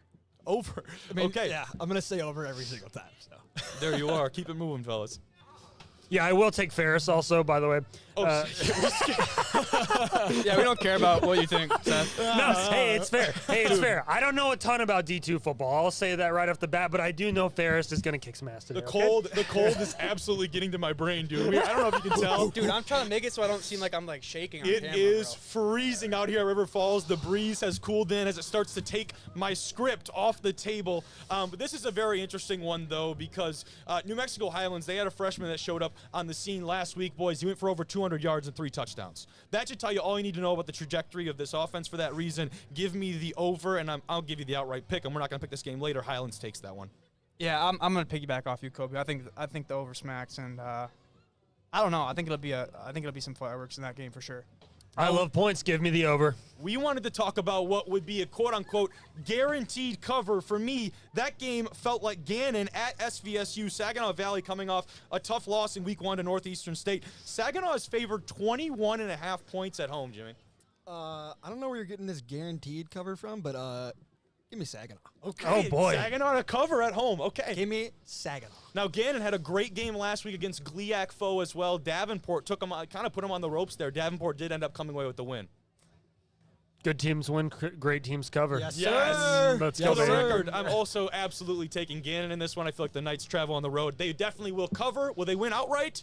Very much TBD, but like you said, they're covering this one, no question. I'm gonna take Saginaw Valley actually. Shout out those DeBrinket boys, Joey and Mitch. But I'm gonna take Saginaw. I think they bounce back. I think their coach lights a little fire under their butt and they get going. They're going to like win by that. 21, so the half a point really screwed me over on that one. So. I like that. Let's move over to the NAIA, the highest over-under here, boys. Louisiana Christian versus Langston set at 65.5. I am taking the under here. With no context, go to you. Yep. Oh, boy. Over. Okay, over there. There we go. You can probably just Are pencil you a that former one. quarterback, Jimmy, by chance? Yes. Give me the points. I'm gonna just say under, just so I can be a little different? daredevil over here, not go for the clean sweep. How about this one? A couple teams down in Florida in the NAIA. Fort Lauderdale coming in as 46.5-point underdogs to St. Thomas, Florida. This I will take the over in this one. St. Thomas, Florida, one of the most potent teams in all of NAIA football, even after losing Tay Farmer in that offensive backfield who's gone on to have a couple professional opportunities. This is a team in STU that is dangerous offensively. They're incredibly explosive, and a team, I'm not going to lie to you, in Fort Lauderdale that loves to give up a ton of points. I think it's going to be a new chapter here for Fort Lauderdale, so give me Fort Lauderdale to cover. That is bold. I won't lie to you. That's bold. It wouldn't be there for a reason. You know what I mean? Like Right. it's gotta be. I trust Massey with everything I have. So I'm just going to go ahead and fade Seth here. Give me St. Thomas. Yeah, you would. Give me St. Thomas. real logic behind these picks right Finally, the closest spread, Thomas, Georgia at Union, Kentucky. This is one that I guess is more of an outright pick 'em. There's not necessarily going to be any kind of – can you cover with a spread of -2.5? That'd be a tough feat. You definitely can. Well, technically speaking, of course. Can Union cover that spread of -2.5? You know what? Give me Union. Okay. You know what? Give me Union to win outright. There you go. here. Yep, you lost me. Give me Thomas. Give me Thomas to cover. That's a team that has been pretty fun to follow the last couple of years. They've been spotty at points. I feel like this is kind of turning a new page for that squad down there in GA. As a D3 analyst on this show, I don't know anything about either of these teams. I'm gonna go with my friend Kobe's pick here. Yeah, yep. I'm probably in that same boat with Seth here. I'm gonna go with my partner here. We know nothing. That is absolutely okay, and I think that's a good point of emphasis is when you do not know, just admit that and continue moving forward. What we do know today is that this matchup, UW River Falls versus Alma College, as we are live here from UWRF, this is going to be a hell of a contest. And what we want to do before the interview upcoming with head coach Matt Walker is tell you about some of the best players that you need to keep your eye on for this matchup. We talked about both the men under center for these programs earlier on in the program. Caleb Blaha, the first-team preseason All-American. Carter St. John on the opposite end, the second-teamer right behind him. We know this game is going to be full of offensive firepower, explosive plays, top gun offense, even the up-tempo offenses of both these squads. What we need to know about is there's other playmakers that are going to be very crucial to the success of both these teams. Seth, I want you to start us out with a big-time defensive playmaker for River Falls. Right, the offense certainly gets a lot of attention, rightfully so, okay? You got Caleb, got J.D. Hilton, who's going to have a big day, Trevor Asher, Adam Johnstone, right? A bunch of good offensive players. But my difference maker is Gage Tim. He was an all-region linebacker, all-WIAC selection a season ago, led the defense last season with 84 tackles, led the WIAC with 15.5 tackles for loss. The Cobra Kai defense is led by a man amongst men. I've seen this guy work really hard in the weight room, my own self, right? This dude's an absolute animal in the weight room. Give me Gage Tim. Expect a big day out of him. I like that a lot. We're going to keep things going here with my pick, and we're going to flip over. I'm talking about someone suiting up for the Scots today, and that is in the defensive backfield, Marshawn Massenberg, the defensive back from Alma, a guy that was a second-team All-MIAA selection a year ago. And sometimes when you look through the box score, you don't necessarily see the full impact of a guy in the defensive secondary unless he's coming down with an interception any given Saturday. He had 2 of them last year, 2 takeaways through the air, 8 pass breakups, 31 tackles. This is important because you talk about an up-tempo offense from River Falls. You need dynamic athletes like Marshawn on the defensive back end if you're Alma to keep up, stay in front of their top-level athletes on the outside, and slow the pace. Slow the pace of this River Falls offense. Do not let them get anything over the top because that's where they're going to chunk you. They bore you to death underneath, launch one over your head downfield. Guys like Marshawn are going to be very key for this. It's going to be a testing day for this DB core for Alma. Marshawn is certainly going to be the key to see if they can stick in this and hold that River Falls offense at bay. Absolutely. And I'm going to kick it back over here to the River Falls action. I'm going to go with a guy by the name of Adam Johnstone. And you can't teach this, which is 6'5", 250. That speaks for itself. Ooh. And I'm not sure that if I didn't have my buddy here, Seth, on my right, that I would know a whole lot about this guy. He is multidimensional. He's a guy that's looking to expand into the tight end 1 role. Obviously, his stats don't explain the whole story. I think he only had 1 or 2 catches last year, and he actually played a bigger role in his freshman year, if I'm not mistaken. But I know people around here are super high on Johnstone. Like I said, you can't teach 6'5", 250. Do not be surprised at all if he comes out here and he looks like one of the best players in the field. Love that. Jimmy, why don't you close us out with your pick for the difference makers, my friend? So Zach Poff is going to puff his chest out all freaking day today. Some might say he's the Devin Hester of Division III football, returning 3 kickoff returns for touchdowns in his career. Also tallying along 17 receiving touchdowns. The kid is an absolute baller.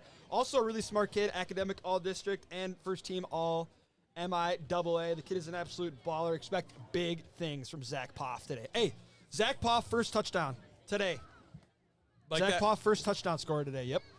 With the betting we don't do. Yep, with the betting that we do not do here at Division I Rejects. Unfortunately, Jimmy, we do not. unfortunately, Massey does not come up with those odds, so No, they we do. cannot go off of that. Fellas, pose the question here before we cut to a what will be a quick break in the program. On the other side, we do have head coach of the River Falls Falcons, Matt Walker, joining us here shortly on Small School Saturday, presented by Division I Rejects. Boys, I wanted to pose this question to you a little bit off the script here. If you're River Falls today and you win that toss, do you take the ball or do you go with the cop-out and defer?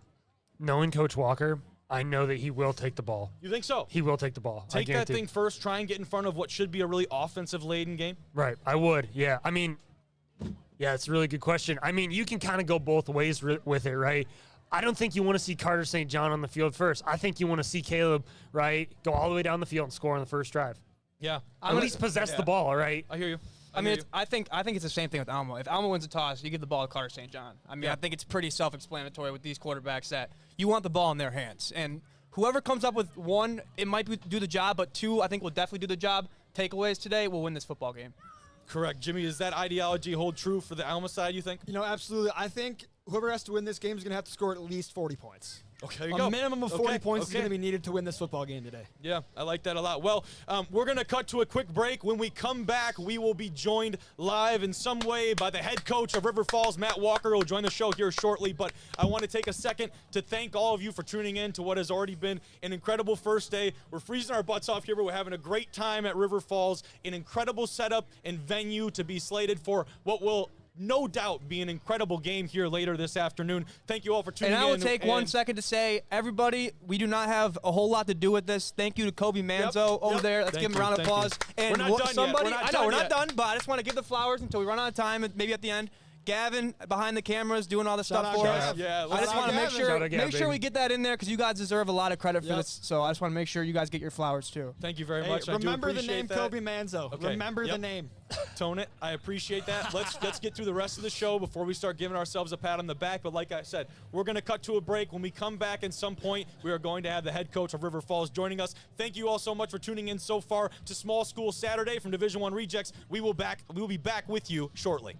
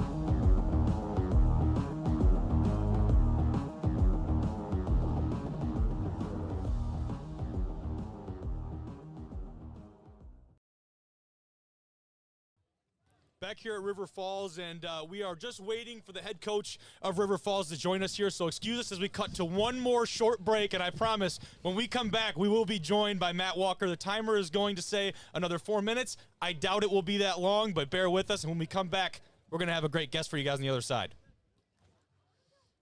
Potentially, if I can get this back to source here. But we shall be just going to go ahead and cut our mics. We're going to get Coach Walker up here shortly.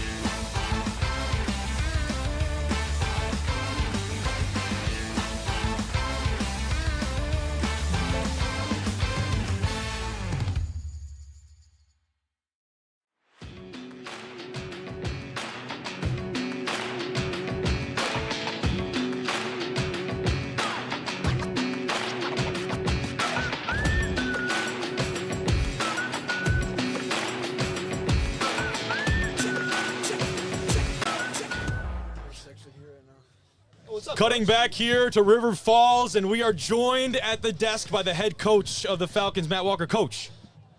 Great to see you. Great to see you again. Feels like we were down here just yesterday. Of course, you're familiar with the guy on your left, and I know him a little bit. Yeah, you certainly do. And Coach, we are so excited to have you on set with us today. You've been a big piece of making this all possible, and I want to thank you first of all for that, for encouraging us and enabling us to come down here and put on what should be a really good product for you guys. You're going to follow up and take up your end of the bargain, I know, on the field here soon. We're sure going to try. But before that, I want to thank you guys. This is the best level of football. It's the purest form of football. It's the best thing going in the country in college sports. And it takes guys like you. We need more of this to promote the best level of football going right now. So I want to thank you guys. Thank you very much, Coach. I appreciate that. Now I'm going to start this off.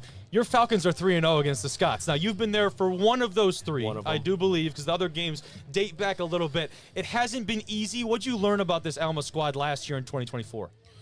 This group's incredible. I have so much respect for them. I think, number one, they're super well coached. Number two, you can tell they've got some type of team model. Like, they play so hard. You know it's part of their culture and what they do.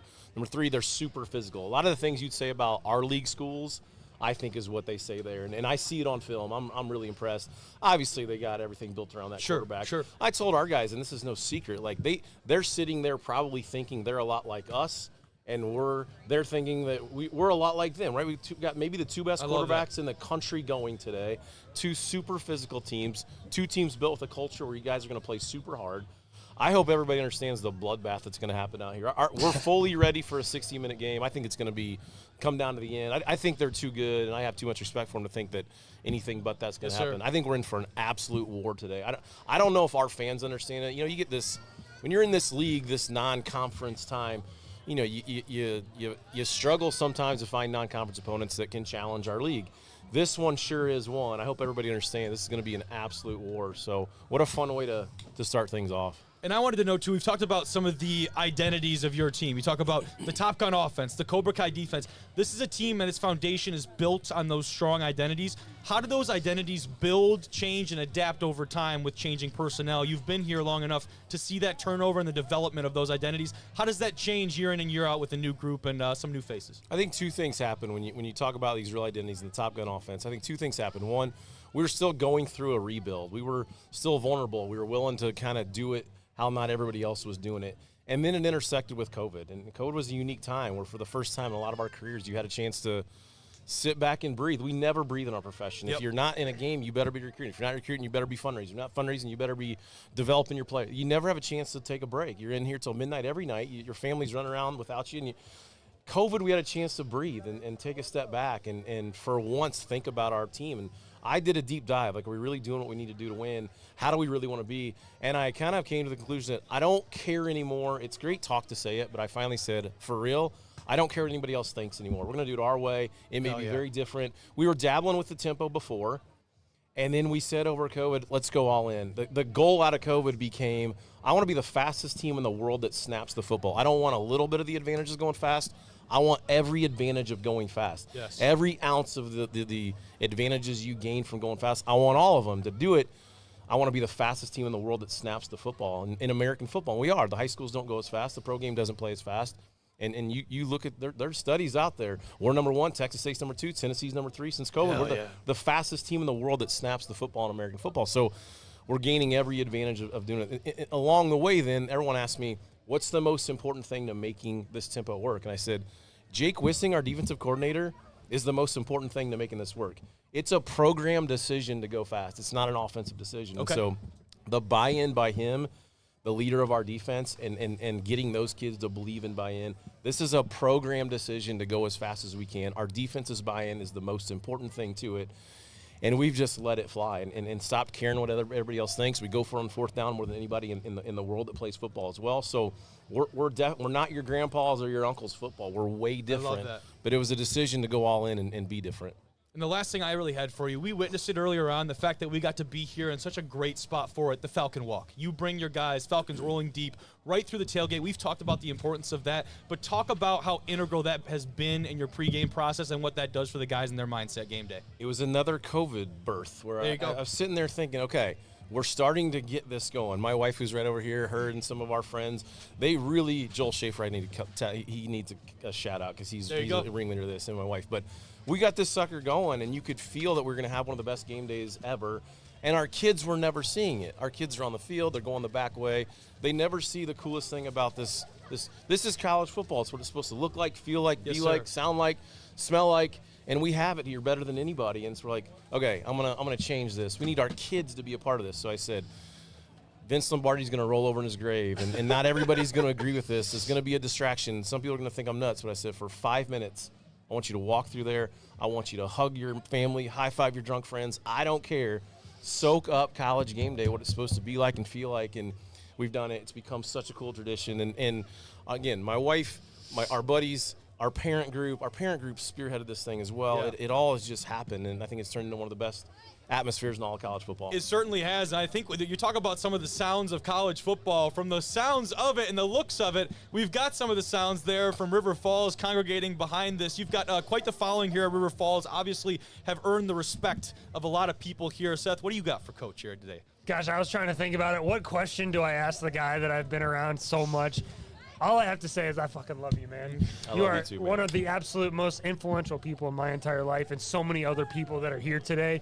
I had you on the pod, right, during the summer, and one of the things we talked about was, even though I'm not from here, you're not from here originally, this place feels like home. Can you just speak to that a little bit? Because you put it into words better than I think anybody. I say it in recruiting too. I think when our players graduate, they're sad to leave the program. We got unique culture here and strong family with our team. They're sad to leave it. They're sad to leave campus. This is a special place. But I say one of the things I don't think they're ready for yet until it hits them is they miss this town. This town's unique. This has got, I call it charm that you can't explain. You can't put it into words.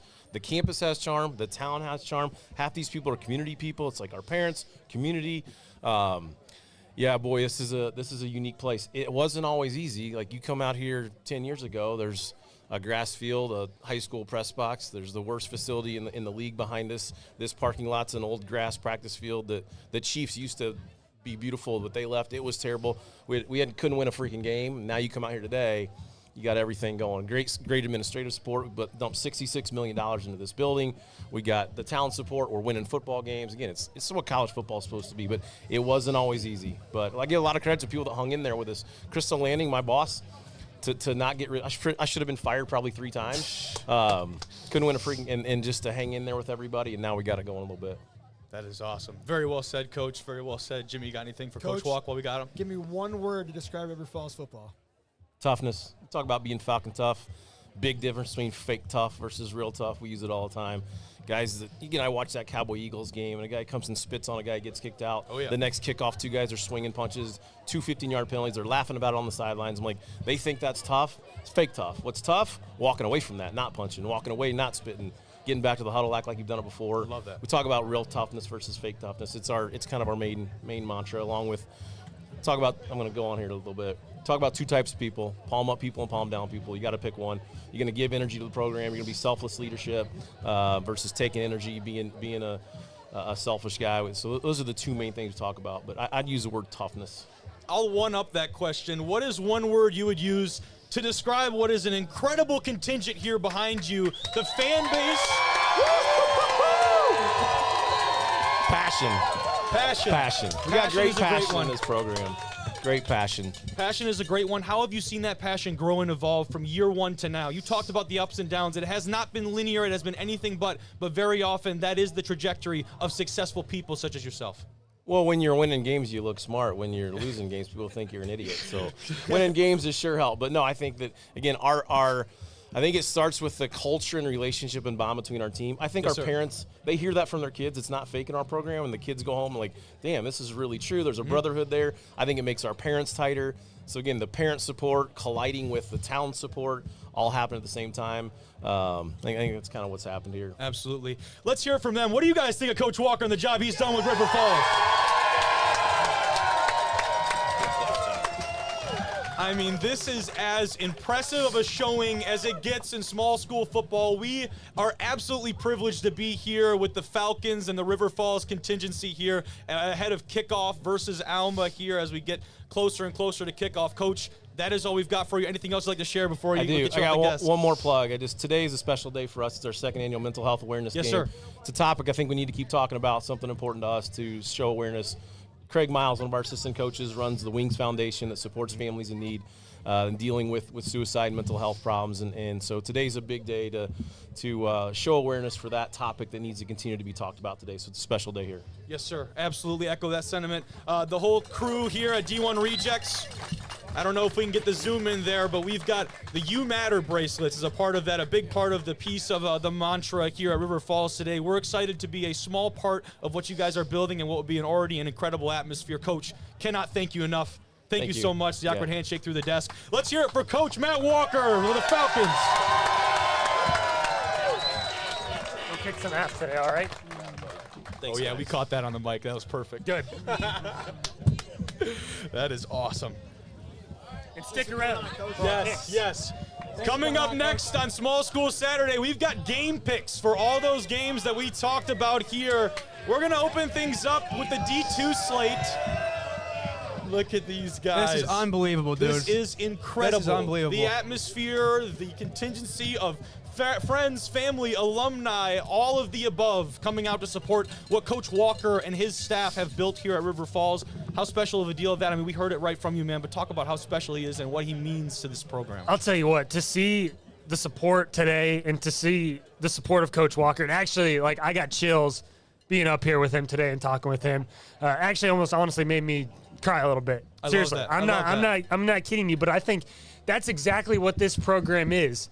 It's not a try to be a tough guy all the time. It's literally telling other grown men that you love them. And so I'm a homer. I'll be a homer till the day I die with River Falls. But that's exactly my emotions going into this thing, man. I love that, man. I think, fellas, without any further ado, give a moment for that.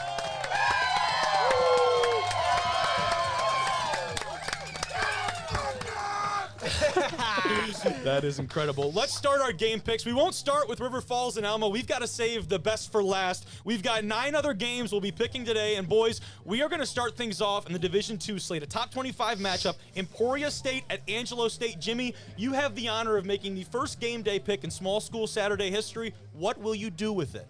I'm going to go with Angelo State in this one. Give me Angelo.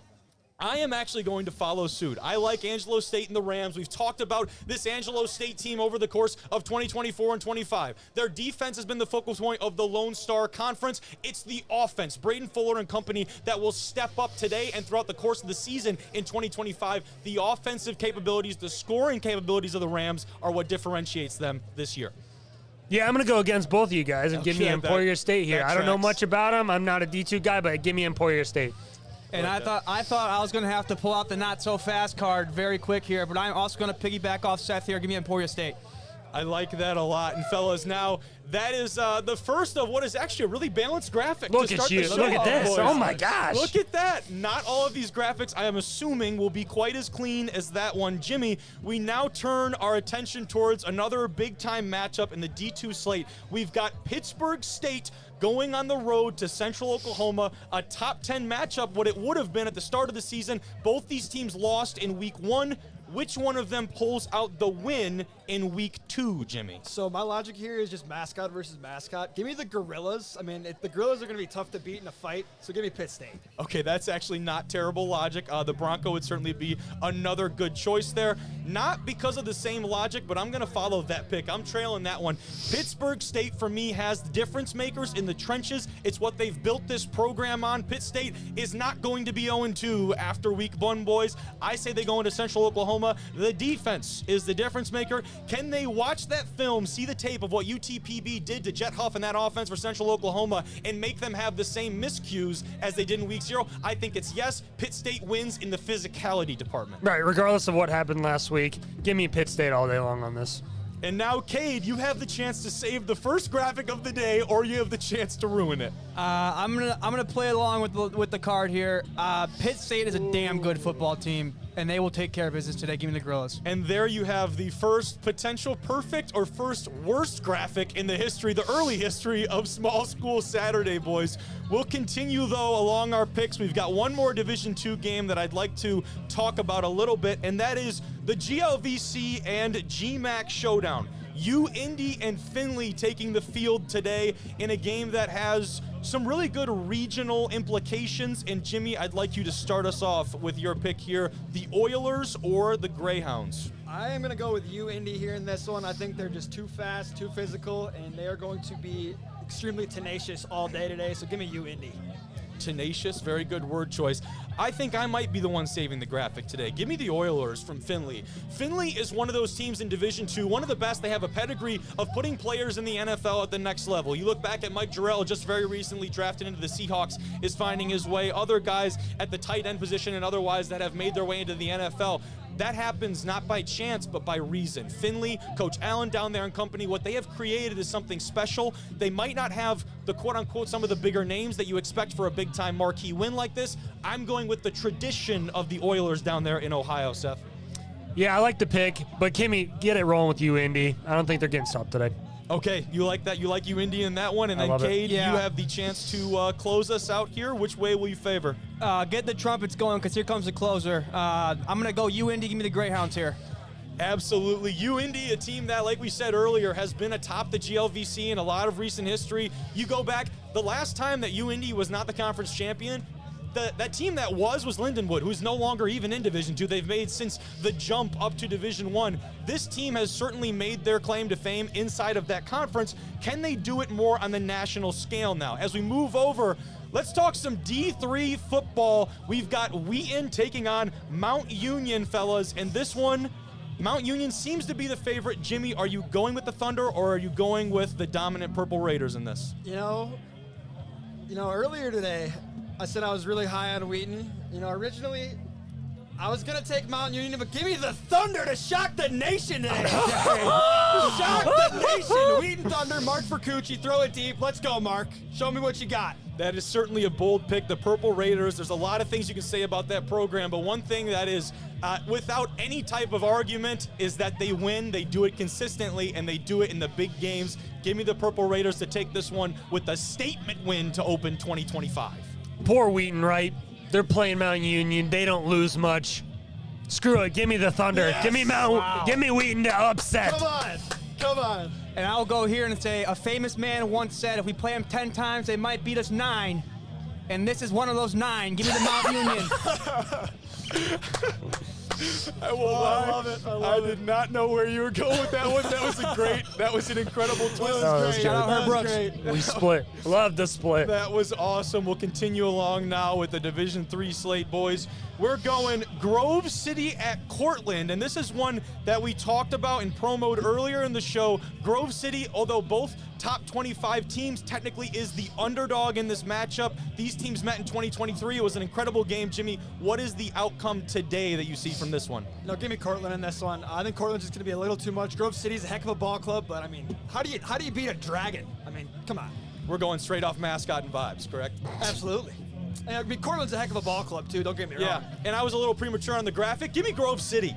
I love Grove City in this one. The Wolverines are certainly here to stay. I've talked about it, the brick-by-brick foundation that those guys have laid down there. I love them getting the sentiment in the locker room, I'm sure, is not focused on revenge, but damn it, Grove City needs some revenge after that 2023 playoff exit. I like Grove City in this one. Give them the outright win over Cortland here on the road. Give me Cortland, right? There's still players on that team that won a national championship a few years ago, True. right? Give me Cortland.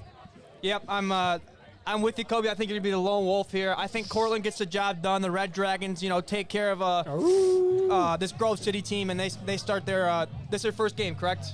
Just correct. Okay, they start their season 1-0. They will keep the vibes rolling into week 2. I like that. The challenge for Cortland, as I save one of the graphics here on Small School Saturday, the challenge for Cortland is coming back from losing the top quarterback really in the history of that program, and Zach Boyes, who did win them that national championship. Yep. We move our eyes forward, though. Let's talk about one of those WIAC schools. UW-Oshkosh goes on the road at Linfield. They have a tall task ahead of them out in the Beaver State in Oregon. Jimmy, can UWO go on the road and get the job done, or will the Titans come up short? Absolutely not. Give me Linfield all day. All day. It's gonna be a Linfield show all day. Give me Linfield. Someone's butthurt about the recent loss. Whoa. We beat Oshkosh last sorry. year. Get your facts Sorry, straight, I was Seffi. coaching Come all on, year. Seffi, come on. When I was watching D3 ball, I was watching Shout out replays. Luke Cool, game-winning field goal.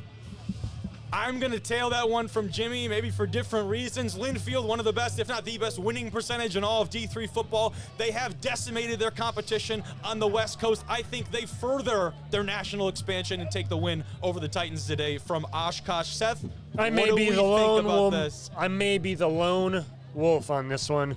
Give me Oshkosh. They won this game a year ago, and they're going to win it again, despite the long trip out there. I like it. Okay, Cade, close us out. Will you side with? I'm going to go the complete opposite way here. If I'm not mistaken, these teams played last year, earlier in the year, and Linfield got beaten overtime. They got a bad taste in their mouth. They're going to look to handle business today. So for the record, that's a Linfield pick? Yes. Okay, just wanted to make sure. There are the picks for that. As we move forward, we've got 3 NAIA games to pick, and then we will close out the show picking the winner of Alma at UW River Falls, where we are currently live. And fellas, the game that we're going to before that in the NAIA, this is one that has a lot of anticipation. That's because according to, I guess technically whatever poll you're looking at, this is the #1 team in the country playing against the #2. It's Benedictine on the road at Grandview. Jimmy, who do you have and what could have a lot of playoff implications in today's matchup? Yeah, like you said, very high marquee level matchup here. Give me Grandview. Being at home, I think it's just going to be a little too much for Benedictine to go on the road. Give me the home team. Give me Grandview. I might be in the minority here. I like Benedictine in this one. This Benedictine team, the thing that differentiates it for me, I watched them play last week. They looked incredible. They looked tough. They were able to outlast a very strong Morningside team. Jackson Dooley under center for this Benedictine squad. He is savvy. He is tough. He is smart. He has all the intangibles and all the tangibles of a quarterback I want leading that team, with the caveat saying Jackson Waring has all those things as well. I like Benedictine because they've proven it to me already this year. Grandview, I just got to see what they're made of so far in 2025. We know they're going to be a top-level type contender. You know, Kobe, actually, I agree with everything you just said, except that Grandview is going to win this one. Give me the team that's right down the road for myself. Give me Grandview. There you are. Cade, how will you close out our picks here, my friend? I'm going to stick on this little same level here and go Grandview, but I know this for a fact. They have produced some absolute dogs in the past. I know one guy for sure, the Flowers brothers, Dallas. Those guys have unbelievable careers after college, but I'm going to stay with the Grandview. I like that pick. I like mine a little bit better, but we'll take your guys' as well. Let's go. The next game in the NAIA slate, St. Xavier at Indiana Wesleyan. We talked about it a little earlier on. These teams have only played twice in the history. Indiana Wesleyan is 2-0 all-time versus St. X. Jimmy, will you take them to break that streak, or does Indiana Wesleyan continue with that mojo? I talked about earlier on the show, I think St. X is going to have a big bounce back here, and it starts today. Give me St. X, St. Xavier with the victory today. Okay, that's a bold pick, certainly given the past. I'm going to go on the opposite side of that. I had the chance to visit down at Indiana Wesleyan, and let me tell you something about their facilities, their setup, and their culture at Indiana Wesleyan. All of it is first class. I think the product we're going to see on the day today on the field will certainly reflect that. Give me Indiana Wesleyan by 1 million.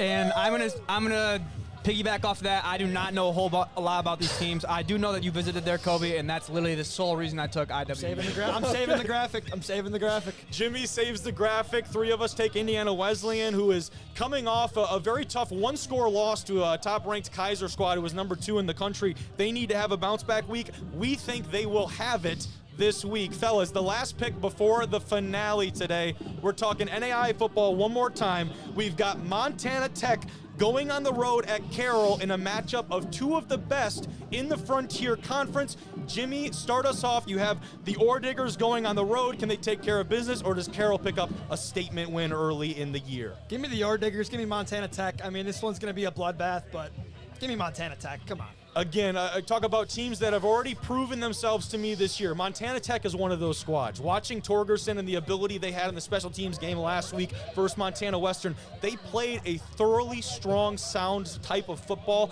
against a Montana Western team that so many people were very soon too quick to hand over this Frontier Conference trophy to.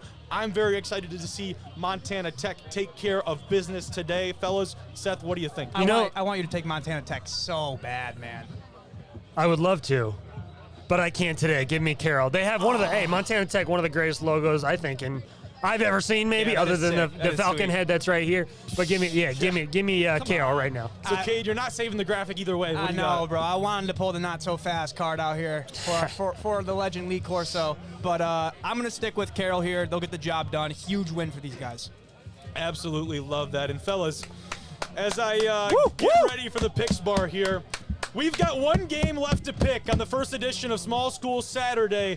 UW River Falls hosting the Scots from Alma College on site here at Raymer Field. This is one that I am incredibly excited about, and I'm going to start with a man who I think we have a good inkling and idea of where he's going. Jimmy, start off our pick. Who do you have today in the matchup?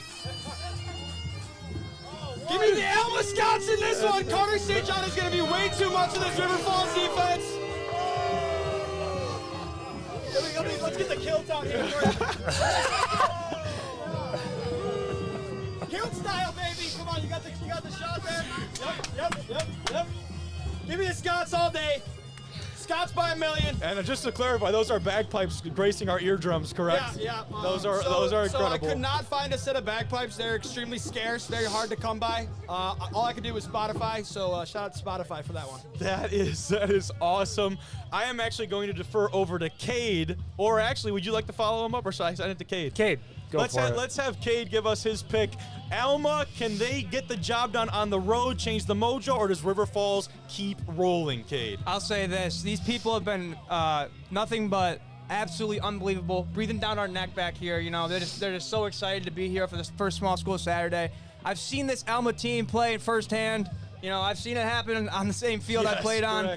I've seen this whole team. The quarterback's great. This Alma defense. I love Coach Couch. And with all that being said, give me the Falcons by 10+.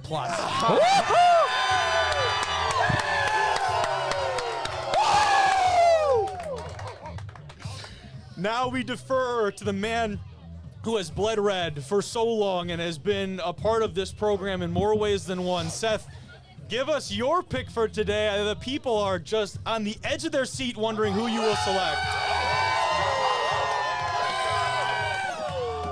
Right now, a team is about to head into the locker room and say this exact creed. Now, I'm not the one that came up with this, and I am not the one that should be reading this, but a man inside will be reading this here shortly. You boys ready? Let's do this. I'm a member of the Falcon football family. Football's been played here since 1895. I'm a part of something bigger than me. I am part of a tradition that's over 100 years old. I respect all these brothers that came before me. I realize that every single one of them would do just about anything for a chance to put the helmet on for just one more snap. Because of this, I vow to never take a single play for granted, and I'll play as hard as I can for every single second of the game. I do this because I'm a Falcon. I embrace how hard college football is. I understand that it is the greatest sport ever created because it takes an amount of courage that the average person cannot fathom. I fight through the daily challenges while my peers live a normal life. I lift my ass off while others enjoy free time. I endure daily pain and soreness with my body that would collapse others. I push my body and my mind to places my family cannot even understand.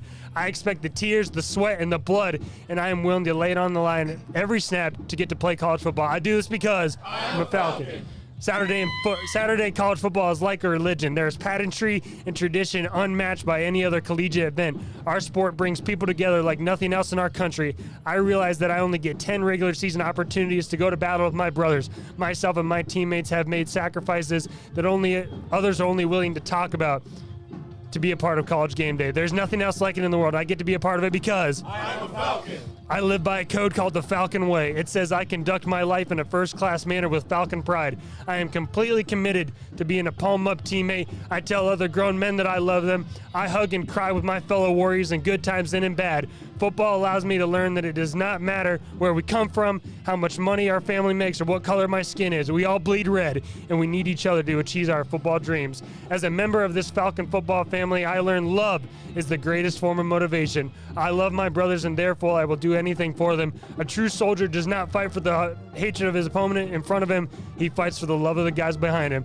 I'm ready to fight with my brothers. I'm ready for game day. I do this because give me the Falcons by a million points!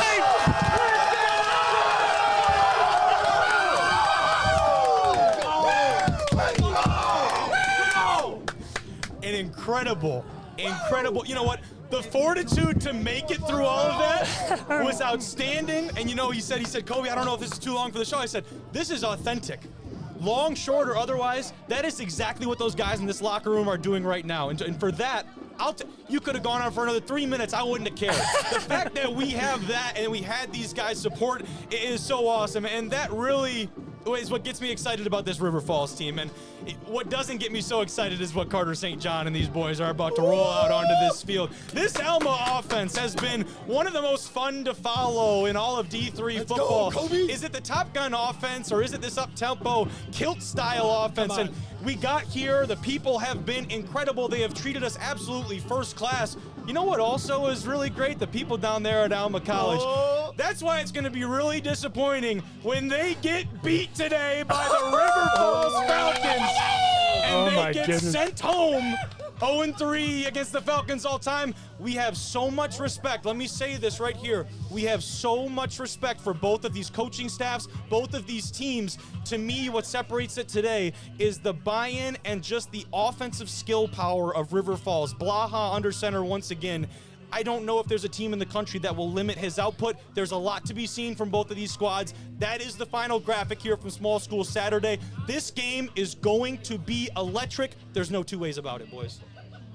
Man. What a freaking day, man. Dude, I feel what like a freaking day. I feel like the energy is like even getting better as we speak. You know what I mean? Yes. Like at the time we had Coach Walker on, I mean, it literally felt like we were Pat McAfee, Saban.